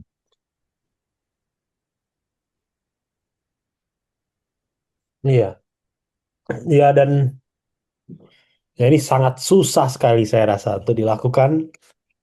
Pertama, kenapa menurut saya sangat susah? Bukan berarti nggak bisa ya. Eh, tapi kenapa saya bilang sangat susah? Karena yang pertama adalah dari sisi sosial dan emosional, seseorang yang memiliki kekuasaan lebih itu biasanya lebih lebih gampang tuh jatuh dalam tindakan eksploitasi gitu kan. Dan itu Hmm. nggak perlu hamba dan tuan. Bahkan saudara kayak hal sederhana kayak misalnya saudara adalah guru dan ada anak murid saudara. Saudara juga bisa lo jatuh dalam hal eksploitasi dalam konfigurasi Hmm. ini. Jadi kayak guru yang menekan muridnya, dosen yang menekan mahasiswanya. Kayak mahasiswanya udah cari-cari dia untuk bimbingan tapi dia sengaja kayak susah dicari. Nah, itu juga bisa loh. Gitu kan? Eh, itu satu. Jadi biasanya orang yang punya kekuasaan itu akan lebih mudah jatuh dalam hal ini. Tetapi yang kedua adalah ini melanggar hukum ekonomi. Karena hukum ekonomi itu yang tadi itu sirah itu adalah hukum ekonomi gitu kan. Hukum ekonominya itu adalah kapital kan. Kapital itu ya semodal sedikit mungkin, hasil semaksimal mungkin gitu kan. Dan dalam berbicara dengan manusia harus ada power play di situ supaya hasilnya maksimal gitu kan. Dan ya disitulah muncul eksploitasi gitu ya. Nah, tapi saya rasa pandangan ini bisa diterima sebenarnya. Bisa diterima eh, dalam hal saudara bisa kok untung sebagai pebisnis ya. Saudara bisa kok untung tanpa harus menindas orang lain. Itu dia. Nah, saya suka memakai satu kata untuk merespon ini adalah saudara bisa memberikan sesuatu yang kompetitif. Nah, itu maksud saya. Jadi kompetitif Mhm. itu artinya ya saudara karena karena menurut saya ya mungkin saya agak sedikit liberal dalam hal ini. Menurut saya dalam dalam bekerja itu harus ada nama work life balance di perspektif saya itu adalah stres dan reward itu sama. Karena kalau pekerjaan kita itu nggak ada tekanannya, itu memang benar. Manusia itu nggak bisa secara secara sosial dan psikologi, manusia itu nggak bisa perform kalau nggak ada tekanannya. Tapi kalau tekanan itu sudah lebih tinggi dibandingkan kapasitasnya, maka manusia itu akan performanya akan turun gitu kan. Dan saudara udah tahu lah banyak jurnal, banyak studi tentang ini. Jadi artinya Tuhan itu Tuhan itu bukan kayak membuat hambanya jadi malas-malasan dengan mencintai dia gitu kayak ya udah kamu Hmm. suka-suka kamu bukan kayak gitu, bukan dimanja-manjain kayak gitu maksudnya. Tetapi memberikan dia sesuatu yang kompetitif. Kompetitif itu maksudnya apa? Ya saudara adil itu maksudnya. Saudara adil. Saudara mendapatkan untung karena dia bekerja untuk saudara dalam tekanan yang sesuai dengan pekerjaannya, tapi dia menerima upah yang sesuai dengan tekanan pekerjaannya. Gitu kan. Tapi semuanya itu di dalam koridor takut akan Tuhan. Nah, itu yang susah menurut saya. Mhm. Itu yang susah. Dan saya rasa itu harus bisa kita lakukan walaupun sulit. Gitu ya. Nah, itu menurut saya dari pandangan saya bagaimana menggabungkan hal ini dalam konteksnya sekarang gitu ya, konteksnya ke sekarang gitu karena memang kita harus akui tidak ada budak sekarang dalam hal mungkin yang sama seperti yang Sirah gambarkan gitu ya, tetapi yang Mhm. adalah yang ada sekarang adalah pekerja dan pemberi kerja gitu kan, dan di mana itu ada trade off-nya itu gaji gitu. Pasti gaji dan waktu gitu kan. Ya saudara harus adil Hmm. sebagai sebagai tuan, tapi saudara sebagai pekerja juga harus adil. Saudara harus memberikan yang terbaik gitu kan. Seperti melakukan itu untuk Tuhan gitu. Nah, kalau dua-duanya ini adil akan terbentuk yang namanya equivalence of value gitu kan. Equilibrium itu, BIP-nya tuh muncul gitu kan. Nah, Iya. dan itu menurut saya yang luar biasanya ayat ini adalah di yang tadi Mas Yansen bilang itu, semua ini adalah hamba.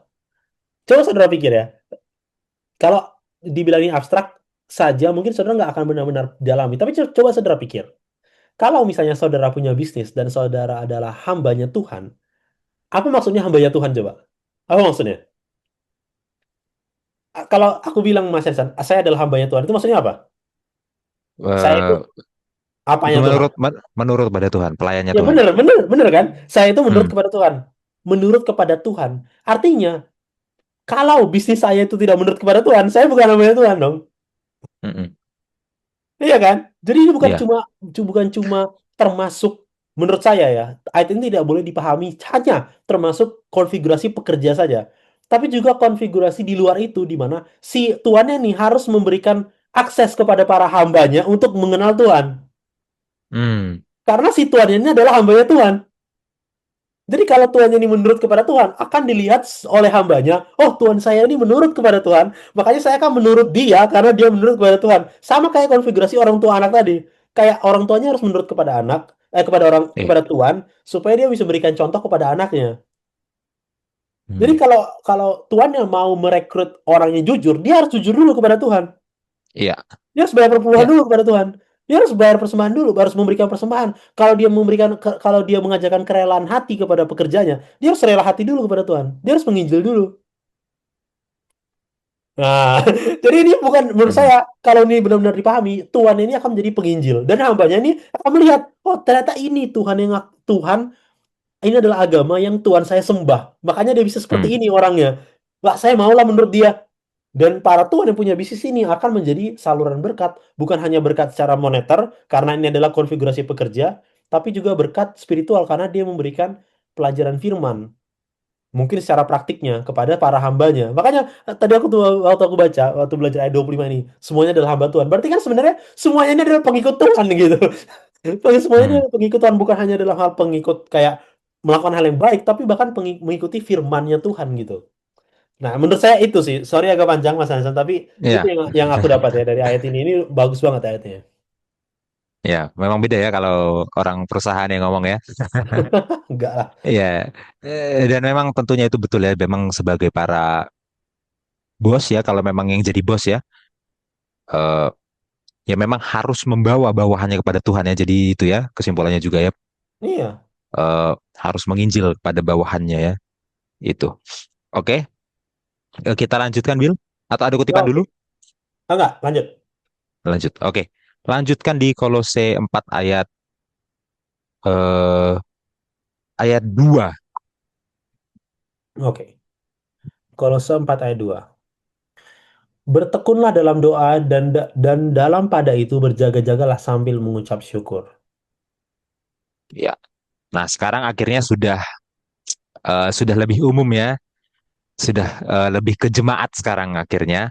Meskipun diaplikasikan di dalam rumah tangga juga bisa, ya, di hubungan suami istri bertekun dalam doa, oh sangat baik. Dalam hubungan orang tua anak bertekun dalam doa, luar biasa, ya. Dalam hubungan majikan ke bawahan bertekun dalam doa, itu jadi penginjilan seperti yang Billy bilang tadi, ya kan? Nah, tapi di poin ini saya ngerasa Paulus sudah mulai keluar lagi ke sosial yang lebih luas, sudah kembali ke konteks jemaat lagi. Kayaknya begitu dari struktur argumennya, ya. Bertekun dalam doa, saling mendoakan, ya. Dan poinnya juga adalah bukan hanya sekedar ya, tapi perhatikan, bertekun, berjaga-jaga, artinya sungguh-sungguh beriman gitu dalam berdoa ya. Nah, itu sangat dibutuhkan ya, itu. Dan saya rasa ini bisa semacam eh, apa istilahnya? Semacam menyimpulkan semua yang ada tadi gitu ya, bahwa nggak akan ada hubungan suami istri, hubungan orang tua anak, hubungan majikan pekerja yang sesuai dengan Kristus kalau nggak berdoa itu nggak akan ada. Mungkin bisa begitu juga akhirnya, Iya. ya. Jadi jangan diabaikan aspek doanya ini ya, ini penting sekali. Oke, lanjut Bill. Ayat 3 sampai 4. Bentar. Oh, suami anak. Suami istri. Suami istri.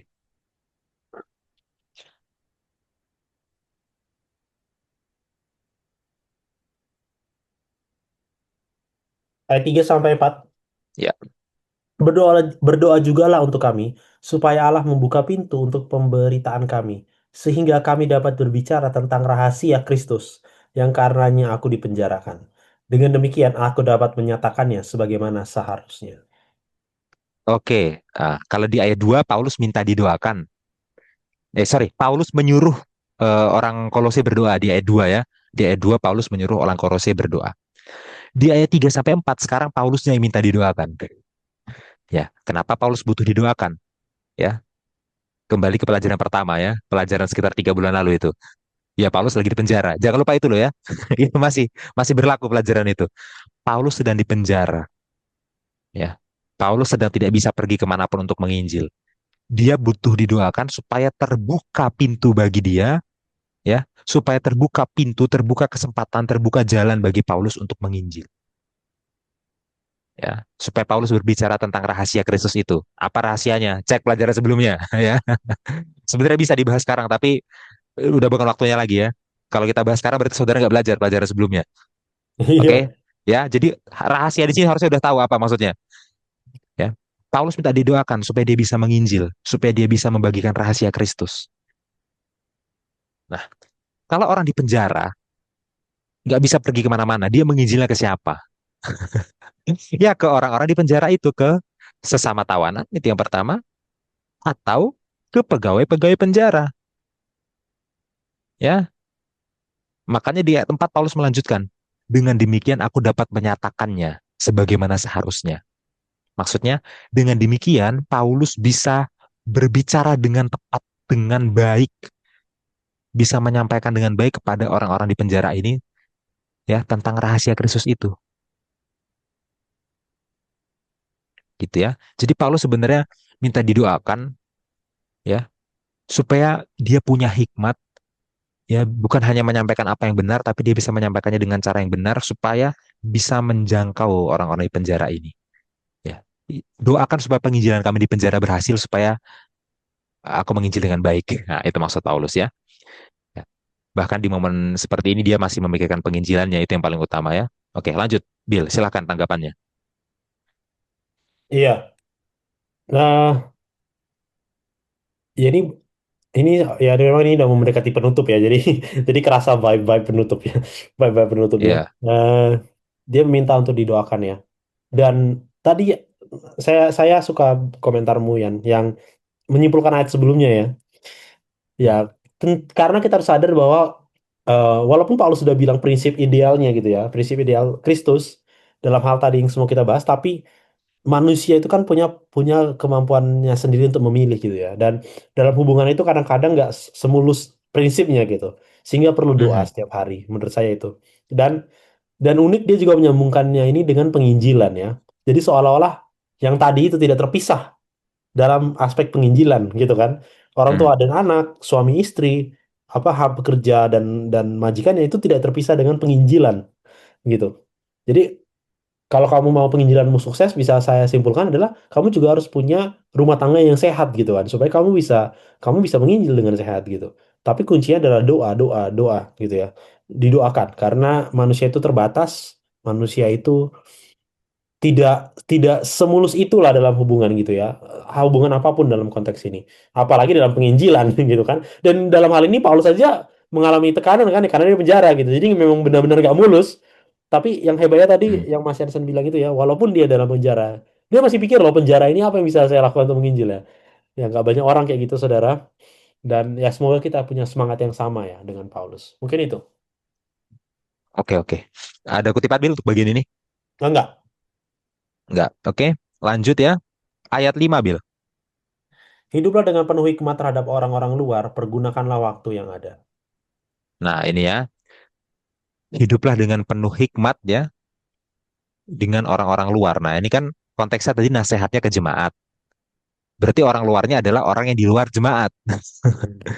Oke? Maksudnya orang yang belum jadi Kristen, orang yang belum percaya. Kalian jemaat Kolose, hiduplah dengan penuh hikmat terhadap orang-orang yang belum jadi anggota jemaat, belum percaya. Ya. Ini juga hal yang berat ya untuk dilakukan ya. Karena hikmat itu gini, hikmat itu nggak pernah berdiri sendiri ya. Hikmat itu, kalau di kitab Amsal tentunya, basicnya hikmat itu adalah takut akan Tuhan.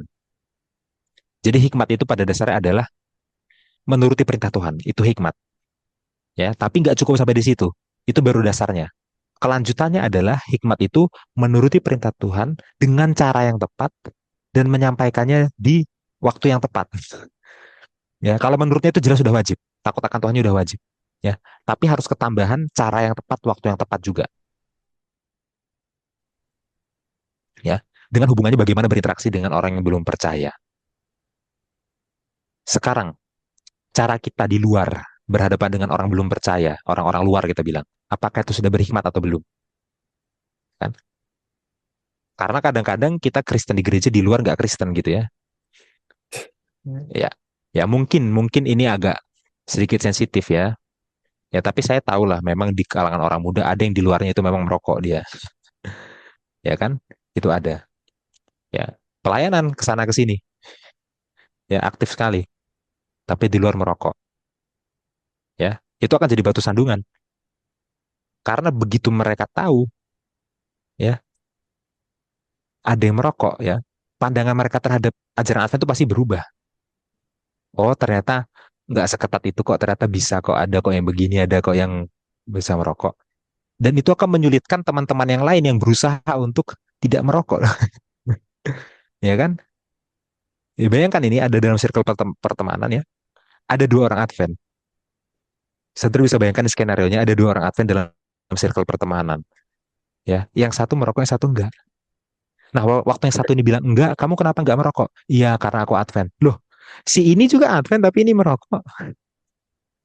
Itu kan batu sandungan sekali itu saudara itu. Ya, dalam hal hari Sabat misalkan. dalam satu perusahaan, ya, anggaplah berapa puluh pekerjanya. Ada dua yang advent. Yang satu izin terus nggak bisa kerja hari Sabat. Izin ya, saya nggak bisa kerja hari Sabat. Yang satu masuk, yang satu masuk. Terus waktu yang satunya izin, akhirnya ditanya, kamu kok izin kerja hari Sabat? Iya, saya advent sesuai Alkitab. Loh, kok gitu? Temanmu yang itu aja sama-sama advent bisa? Batu sandungan. Jadi kesaksian yang buruk kan? Maksudnya penilaian orang luar berubah. Begitu ada yang nggak sesuai, penilaian orang luar berubah. Gitu ya. Lalu misalkan dalam hal-hal, misalkan lah jadi orang yang pemarah misalkan, ya kan? Ya, itu oh ternyata orang Advent bukan orang-orang yang baik ya. Ya, pemarah itu kan jadi batu sandungan bagi orang-orang luar. Lebih parah Hmm. lagi, orang Advent korupsi, ya kan?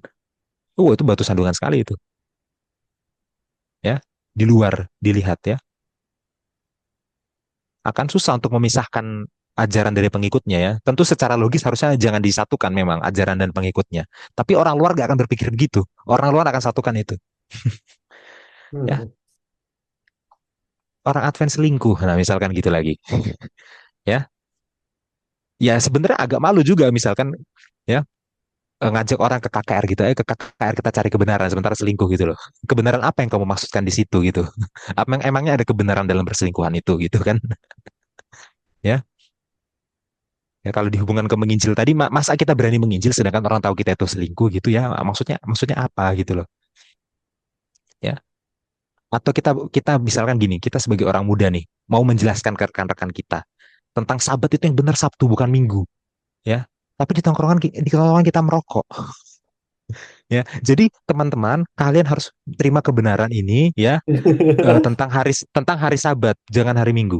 Oke, tapi tentang rokok gak usah terima ya, soalnya aku juga belum terima. Itu maksudnya gitu ya. Itu baru dalam hal menurutnya, belum masalah hikmatnya. Masalah hikmat itu lebih susah lagi. Ya, waktu kita menegur orang, cara negurnya gimana? Waktu negurnya gimana? Ya, tepat nggak itu? Wah ini kalau mau diaplikasikan, kayaknya setiap hal yang kita lakukan dari bangun tidur sampai tidur bisa kita bahas ya, cuma itu kepanjangan gitu ya. Jadi kita bisa lanjutkan ke ayat 6. Dan ini ayat inti kita, Hendak, ayat 6 ya. ya, hendaklah kata-katamu senantiasa penuh kasih, jangan hambar, sehingga kamu tahu bagaimana kamu harus memberi jawab kepada setiap orang. Nah, ini ya. Ini termasuk hikmat juga sebenarnya. Karena ini nggak terputus dari ayat 5 ya. Mentang-mentang ayatnya beda, alur argumennya terpisah enggak. Ini masih nyambung ya.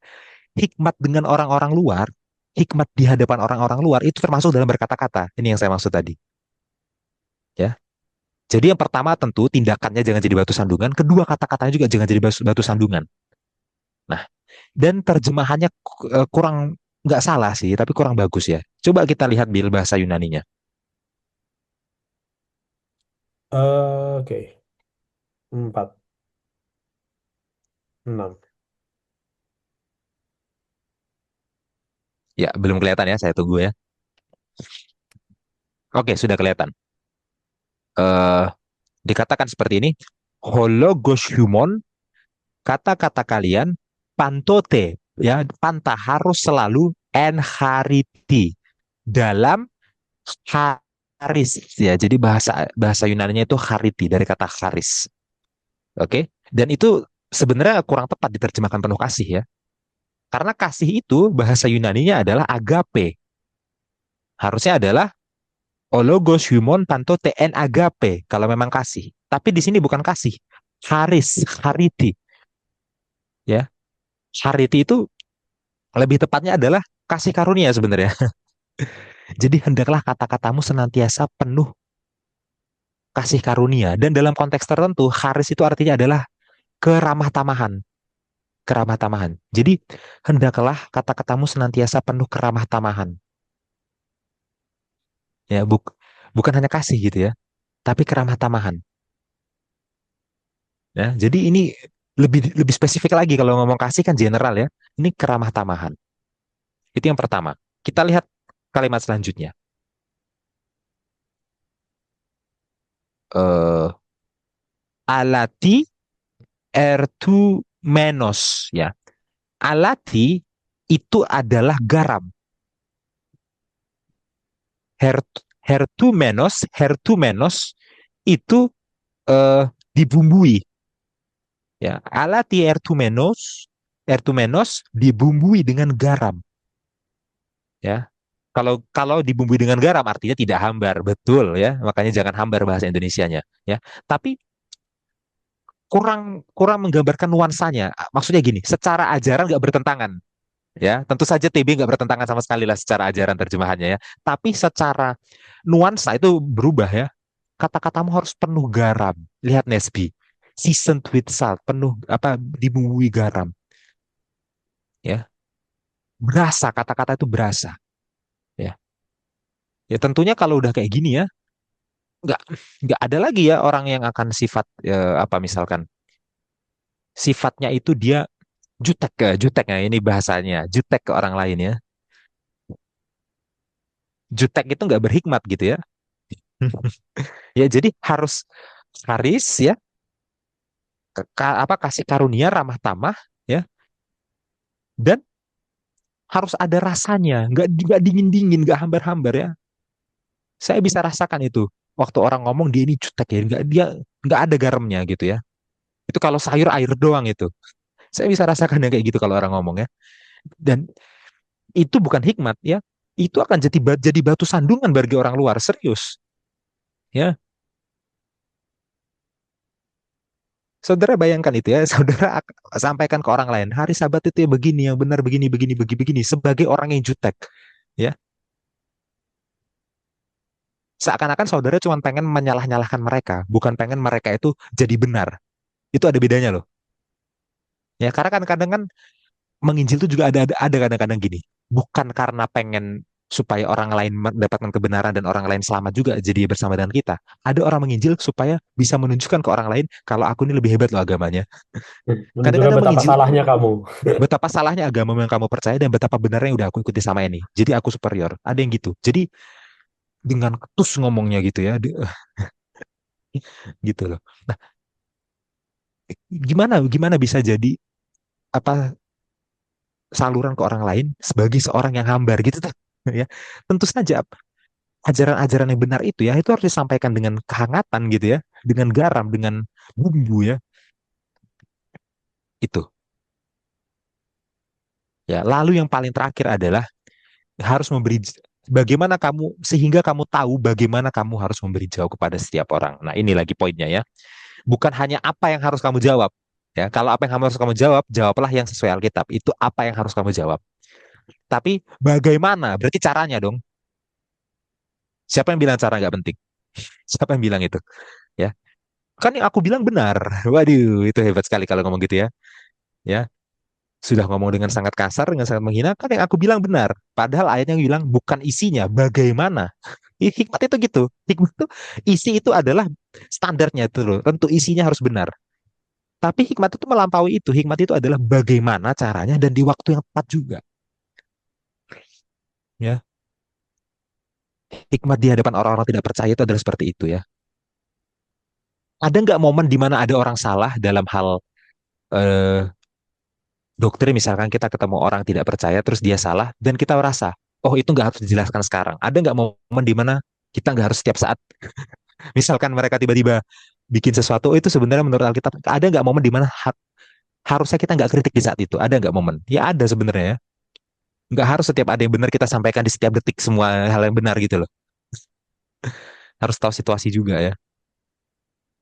Ya tentunya ini susah, ya. Ya kalau sekolah sahabat kita bilang, ya, dan itu tentu sesuai Alkitab, hanya Roh Kudus yang bisa memampukan kita untuk tahu cara yang tepat dan waktu yang tepat. Oke? Jadi sekarang levelnya naik ini, ya.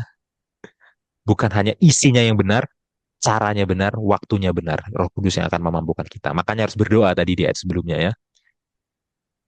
Ya. Tentu ini akan lebih dalam kalau kita baca Amsal, ya. Jauh lebih dalam ini di Amsal, ya. Tapi sampai di sini, dari sini kita udah bisa dapat banyak pelajaran. Bil, silahkan tanggapannya. Iya, dan ini ayat penutupnya bagus sekali ya. Ayat inti kita, ya. Bagaimana kamu harus memberi jawab kepada setiap orang. Ya, apalagi orang Advent ya. orang Advent ya. Kadang-kadang kita tuh dilihat sebagai, kita tuh memandang diri kita sebagai umat yang sisa, yang terakhir, yang paling setia. Tapi terkadang kita gagal untuk menjelaskan apa yang kita percayai, itu isinya, dan juga kita gagal untuk menyampaikannya. Ya, itu caranya. Dan ya ini untuk kita semua ya, untuk kita semua, semoga ya kita selalu berdoa lah setiap hari dan saling mendoakan, ya, saling mendoakan. Dan saya rasa di luar itu, ini juga termasuk mendoakan para penginjil kita.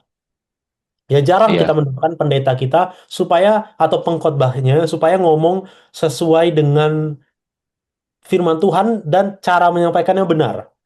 Saudara tidak akan Hmm. pernah berdoa seperti itu sebelum saudara membawa teman saudara ke gereja.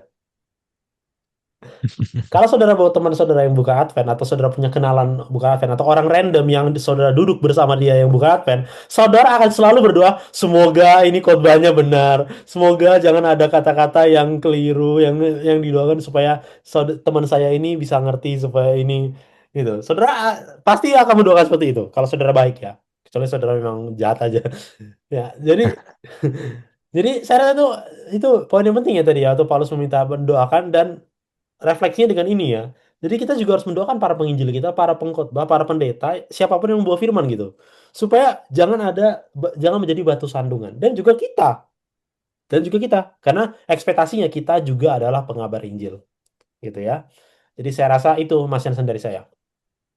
Oke, ada kutipan Bill untuk bagian ini? Tidak. Oke, kalau nggak ada, kita langsung rangkum ya. Oke. Eh, ya, di poin nomor satu, tadi saya sengaja nggak langsung membaca Alkitab ya, tapi saya menunjukkan latar belakang keluarga dalam dunia Yunani Romawi kuno, ya, yang mana menurut Aristoteles ya ada tiga interaksi utama dalam keluarga, yaitu suami istri, kemudian eh, orang tua anak, dan majikan budak ya. Nah ini mungkin unik ya, karena di zaman kita budak itu bukan anggota keluarga. Ya, dan bahkan ada satu lagi sebenarnya ada klien ya yang tadi saya jelaskan ya itu. Oke, lalu di poin nomor satu juga di situ ada eh, Sirah 7 ayat 26 ya, menjelaskan bahwa di zaman itu istri itu diperlakukan dengan semena-mena, gitu ya. Itu Sirah 7 ayat 26 nomor satu. Nah, nomor dua, masuk ke Efesus 5 ayat 21 sampai 25 ya. Dan paralelnya adalah Kolose 3 ayat 18 sampai 19. Sorry, di sini masih belum sampai 25. Oh, sudah. Jadi Efesus 5 ayat 21 sampai 25 paralelnya dengan Kolose 3 ayat 18 sampai 19 ya. Jadi memang harus buka dua-duanya kalau yang ini ya. Ya, Harus ya. buka dua-duanya karena paralel. Nah, di situ eh, yang pertama sesama orang Kristen harus saling tunduk. Nah, itu poin yang kadang-kadang kita lupa bahas ya. Harus saling tunduk dulu satu sama lain. Ya. Dan dilanjutkan di Efesus 5 ayat 22, istri yang harus tunduk ke suami. Ya, tentu saja tidak ada kata tunduk di bahasa Yunaninya, tapi diambil dari konteks ayat 21. Ya, jadi saya juga nggak bisa bilang pasti ada di situ, enggak. Tapi menurut konteksnya, menurut saya logis untuk dihubungkan ya, sangat logis. Gitu. Tapi yang perlu dipahami adalah tunduk ini utamanya justru ada di dalam Kristusnya. Nah, ini yang menarik. Ya. Jadi kenapa tunduk kepada suami? Karena tunduk kepada Kristus. Ketundukan pada Kristus utama, ketundukan pada suami sekunder. Maka kalau suami tidak sesuai dengan Kristus, suami tidak mutlak ditaati. Suami yang tidak sesuai dengan Kristus tidak mutlak ditaati ya. Nah, dan ini kita bisa dapatkan lebih lengkap informasinya di Kolosenya, Kolose 3 ayat 18 ya. Seperti itu. Itu lalu eh, perintah baliknya kepada suami, ya suami itu harus meneladani Kristus.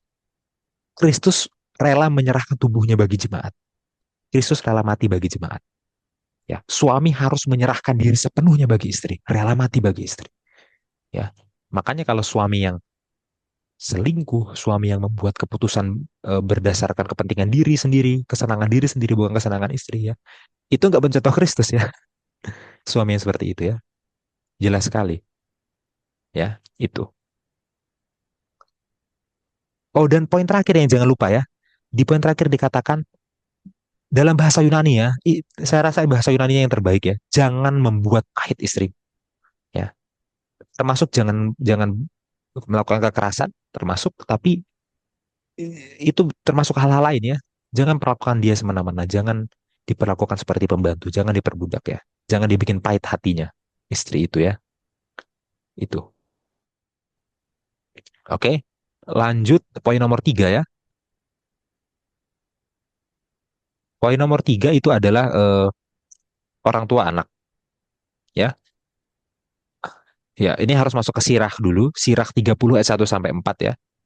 Eh, anak itu harus selalu dihukum, dikasih kekerasan fisik bahkan supaya menurut ya. Dan anak itu jangan didekatin, maksudnya jangan main bareng anak, jangan ngobrol bareng anak ya. Itu akan membuat anak itu jadi berani nanti, berani ngelawan orang tua. Itu menurut pandangan sirah. Oke. Ya, bagaimana dengan Paulus ya? Paulus berbeda ya. Paulus itu menulis bahwa anak-anak memang harus menurut pada orang tua. Ya, oh ini yang Paulusnya di Kolose 3 ayat 20 sampai 21 ya. Yang ininya kalau Efesusnya Efesus 6 ayat 1 sampai 4 kalau nggak salah. Ya kalau Kolosinya 20 sampai 3 ayat 20 sampai 21, Efesusnya Efesus 6 ayat 1 sampai 4. Ya, Paulus memang bilang eh, anak harus menurut pada orang tua. Tapi lagi-lagi menurutnya itu di dalam Tuhan. Artinya apa? Nurutan pada Tuhan yang utama, orang tua nomor dua.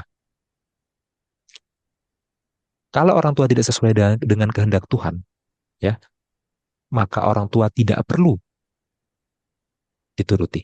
Tidak tidak usah dituruti bahkan. Ya, orang tua hanya perlu dituruti sekali lagi sesuai dengan kehendak Tuhan. Ya, itu. Lalu bagi orang tua sebaliknya apa yang harus dilakukan? Bagi orang tua yang harus dilakukan adalah jangan menyakiti hati anak ya. Itu katanya Kolose ya. Kalau katanya Efesus jangan membuat marah anak ya. Ya intinya gini ya, semua hal yang disampaikan oleh Sirah tadi itu tidak tepat ya karena itu akan membuat hati anak sakit dan membuat marah anak itu sebenarnya ya. Hmm. Lalu bagaimana cara membuat anak menurut? Ya. Cara membuat anak menurut adalah ajarkan firman Tuhan ya, dan ekstensinya, aplikasinya adalah orang tua harus memberi contoh bagaimana menuruti firman Tuhan. Nanti anak melihat dan mengikuti. Ya, itu poin nomor 3. Poin nomor 4 ya tentang eh, ini, tentang majikan dan hamba ya. Majikan dan hamba. Mulai dari sirah lagi ya. Dalam sirah 33 ayat 25 sampai 30 ya. Di situ ada sebuah nasihat bagi para majikan ya untuk memperlakukan hamba itu seperti mendisiplin binatang ya. Artinya harus dikasih hukuman lah, harus dikasih kekerasan lah supaya hamba atau budak ini menurut. Itu menurut sirah ya. Lalu bagaimana menurut Paulus ya? Menurut Paulus itu tercatat dalam Kolose 3 ayat 22 sampai Kolose 4 ayat 1 dan Efesus 6 ayat 5 sampai 9. Ya, sekali lagi, menurut Paulusnya ada di Kolose 3 ayat 22 sampai Kolose 4 ayat 1 dan Efesus 6 ayat 5 sampai 9. Di situ Paulus bilang bahwa hamba harus menurut pada tuannya, itu jelas. Ya, ya, melakukan semua pekerjaannya itu seperti untuk Tuhan, bukan seperti untuk tuannya itu aja enggak. Ya. Dan kesetiaannya itu juga harus dibingkai dalam kesetiaan kepada Tuhan. Kesetiaan kepada Tuhan yang utama, kesetiaan kepada Tuhan yang nomor dua. Artinya apa? Kalau tuannya tidak sesuai dengan kehendak Tuhan, tidak wajib ditaati. Ya, itu. Nah, yang paling menarik adalah perintah balikannya kepada tuannya. Paulus bilang, Tuhan, perlakukanlah hambamu dengan adil. Kenapa? Karena kamu juga hamba. Ini sangat merubah paradigma ya. Maksud maksud Paulus apa? Maksud Paulus adalah para hamba itu adalah hamba Tuhan. para tuan itu juga adalah hamba Tuhan. Berarti apa? Sebenarnya bagi Tuhan nggak ada bedanya. Tuhan tidak memandang. Tuhan tidak membeda-bedakan. Bagi Tuhan, hamba dan tuan, dua-duanya hamba. Bagi Tuhan semuanya hamba. Bagi Tuhan semuanya setara. Makanya nggak ada alasan bagi seorang tuan untuk memperlakukan hambanya ini sebagai manusia yang lebih rendah. Karena sebenarnya sama-sama hamba di hadapan Tuhan. Itu ya. Itu nomor 4. Lalu nomor 5, itu ada tentang doa ya. Paulus menyuruh supaya jemaat itu pun berdoa ya, dan Paulus minta didoakan supaya penginjilannya lancar. Itu nomor 5. Ya, itu Kolose 4 ayat 2 sampai 4 ya. Saya rasa nomor 5 ini cukup pendek ya. Lalu poin terakhir itu adalah Kolose 4 ayat 5 sampai 6 ya. Di ayat 5 Paulus bilang supaya orang Kristen harus berhikmat di hadapan orang-orang yang belum percaya. Jangan jadi batu sandungan. Di ayat 6 dikatakan kata-kata itu harus ramah, laris ya. Kata-kata itu harus harus asin, harus dibubuhi dengan garam. Jadi bicara itu jangan jutek-jutek ya, harus ramah. Tentu saja ya, orang Kristen itu nggak bisa jadi orang yang ngomongnya itu nggak ada kasihnya, nggak ada keramahannya itu nggak bisa ya. Dan harus dengan cara yang tepat di waktu yang tepat itu hikmat. Oke, jadi sekarang Paulus sudah naik level ya. Masalah ajaran yang benar itu pasti harus. Tapi apakah caranya sudah benar, apakah waktunya sudah benar itu juga harus ya, supaya jangan jadi batu sandungan. Nah, saya rasa ini 6 poin ya. Eh, Semuanya harus disampaikan menurut saya, tapi nggak harus semuanya sama bobotnya di diskusi masing-masing ya. Di kelompok yang mungkin isunya lebih banyak di isu parenting, ya tentu tentu masalah pendidikan lebih banyak dibahas, yang masalah lainnya disampaikan singkatnya aja, kesimpulannya aja. Hmm. Oke. Tapi di jemaat yang memang kita lihat ya banyak masalah rumah tangga dalam konteks suami istri ya, tentu harus dibahas yang lebih banyak suami istrinya. Yang lainnya disingkatkan aja. Ya, saya nggak tahu apakah banyak jemaat yang punya masalah dalam konteks hubungan pekerja. Kalau memang ada jemaat yang konteksnya seperti itu, banyakkan basis itu juga nggak apa-apa. Nah, pertanyaan selanjutnya, gimana kalau kalau masalahnya ada semuanya? Tambah aja waktu diskusinya. Ya, itu ya. Ya, tentu saja ya. Gitu. Oke, Bill, silahkan. Sebelum ditutup. Ya, saya rasa ini pelajaran yang sangat bagus ya bagi kita semua. Sangat aplikatif, sangat relate, tetapi perlu kuasa doa untuk bisa melakukannya itu ya. Terutama yang kalau sempat tadi ya. Kalau sempat ya saya rasa ekspektasi saya adalah kita, ya saya nggak tahu apakah kita kita terkena pengaruh budaya Asia yang sangat tinggi, tapi maksudnya ya kita orang Advent, saya katakan dari kecil ya orang tua kita udah belajar Adventisme bla bla bla, seminar seminar rumah tangga ya, saya rasa semoga tidak ada banyak tantangan atau masalah atau isu berumah tangga, semoga semoga. Eh, jadi mungkin isunya lebih kepada yang di Kolose 4-nya tadi ya, yang di ayat 5-6-nya. Nah, itu saya rasa bisa menjadi lebih tantangan. Tapi ya, balik lagi ke Mas Henderson bilang kalau semuanya kurang ya udah mau gimana lagi, harus ditambah berarti. Harus tambah waktunya. Tapi ya, Iya, ya kalau kata pendeta Leroy kemarin ya berarti harus bahas di luar belajar sekolah sahabat. Nah, itu itu iya, saran beliau ya. Jadi artinya kita harus belajar ini, itu maksudnya iya. saudara. Dan jangan ngerasa aneh untuk diskusi Alkitab di luar jam ibadah formal ya. Itu bukan hal yang Iya. aneh, saudara ya. Ya biasakan aja. Mau sambil nongkrong di kafe bahas Alkitab juga nggak masalah juga kok. Jadi jangan Iya, ngerasa ini kenapa rupanya? formal banget gitu ya. Karena waktu 45 menit itu kurang, saudara. Itu jujur ya.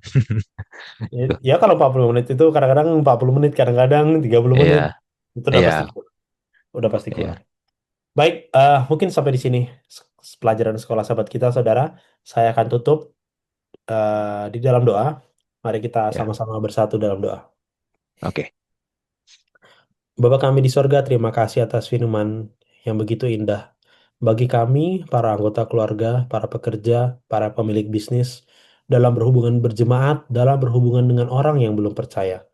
Bantu kami Tuhan, berikan kami hikmat, berikan kami kuasa Roh Kudus untuk bisa menurut, bisa menjadi contoh dan tidak menjadi batu sandungan bagi orang lain untuk datang kepadamu. Hambamu berdoa secara khusus untuk guru-guru sekolah sahabat yang akan mengajar, berikan mereka hikmat supaya dapat berkata-kata sesuai dengan cara yang sesuai dengan firman-Mu. Terima kasih Tuhan atas berkat-Mu. Ampuni kami akan semua dosa kami. Kami berdoa dalam nama Tuhan Yesus. Amin. Amin, amin.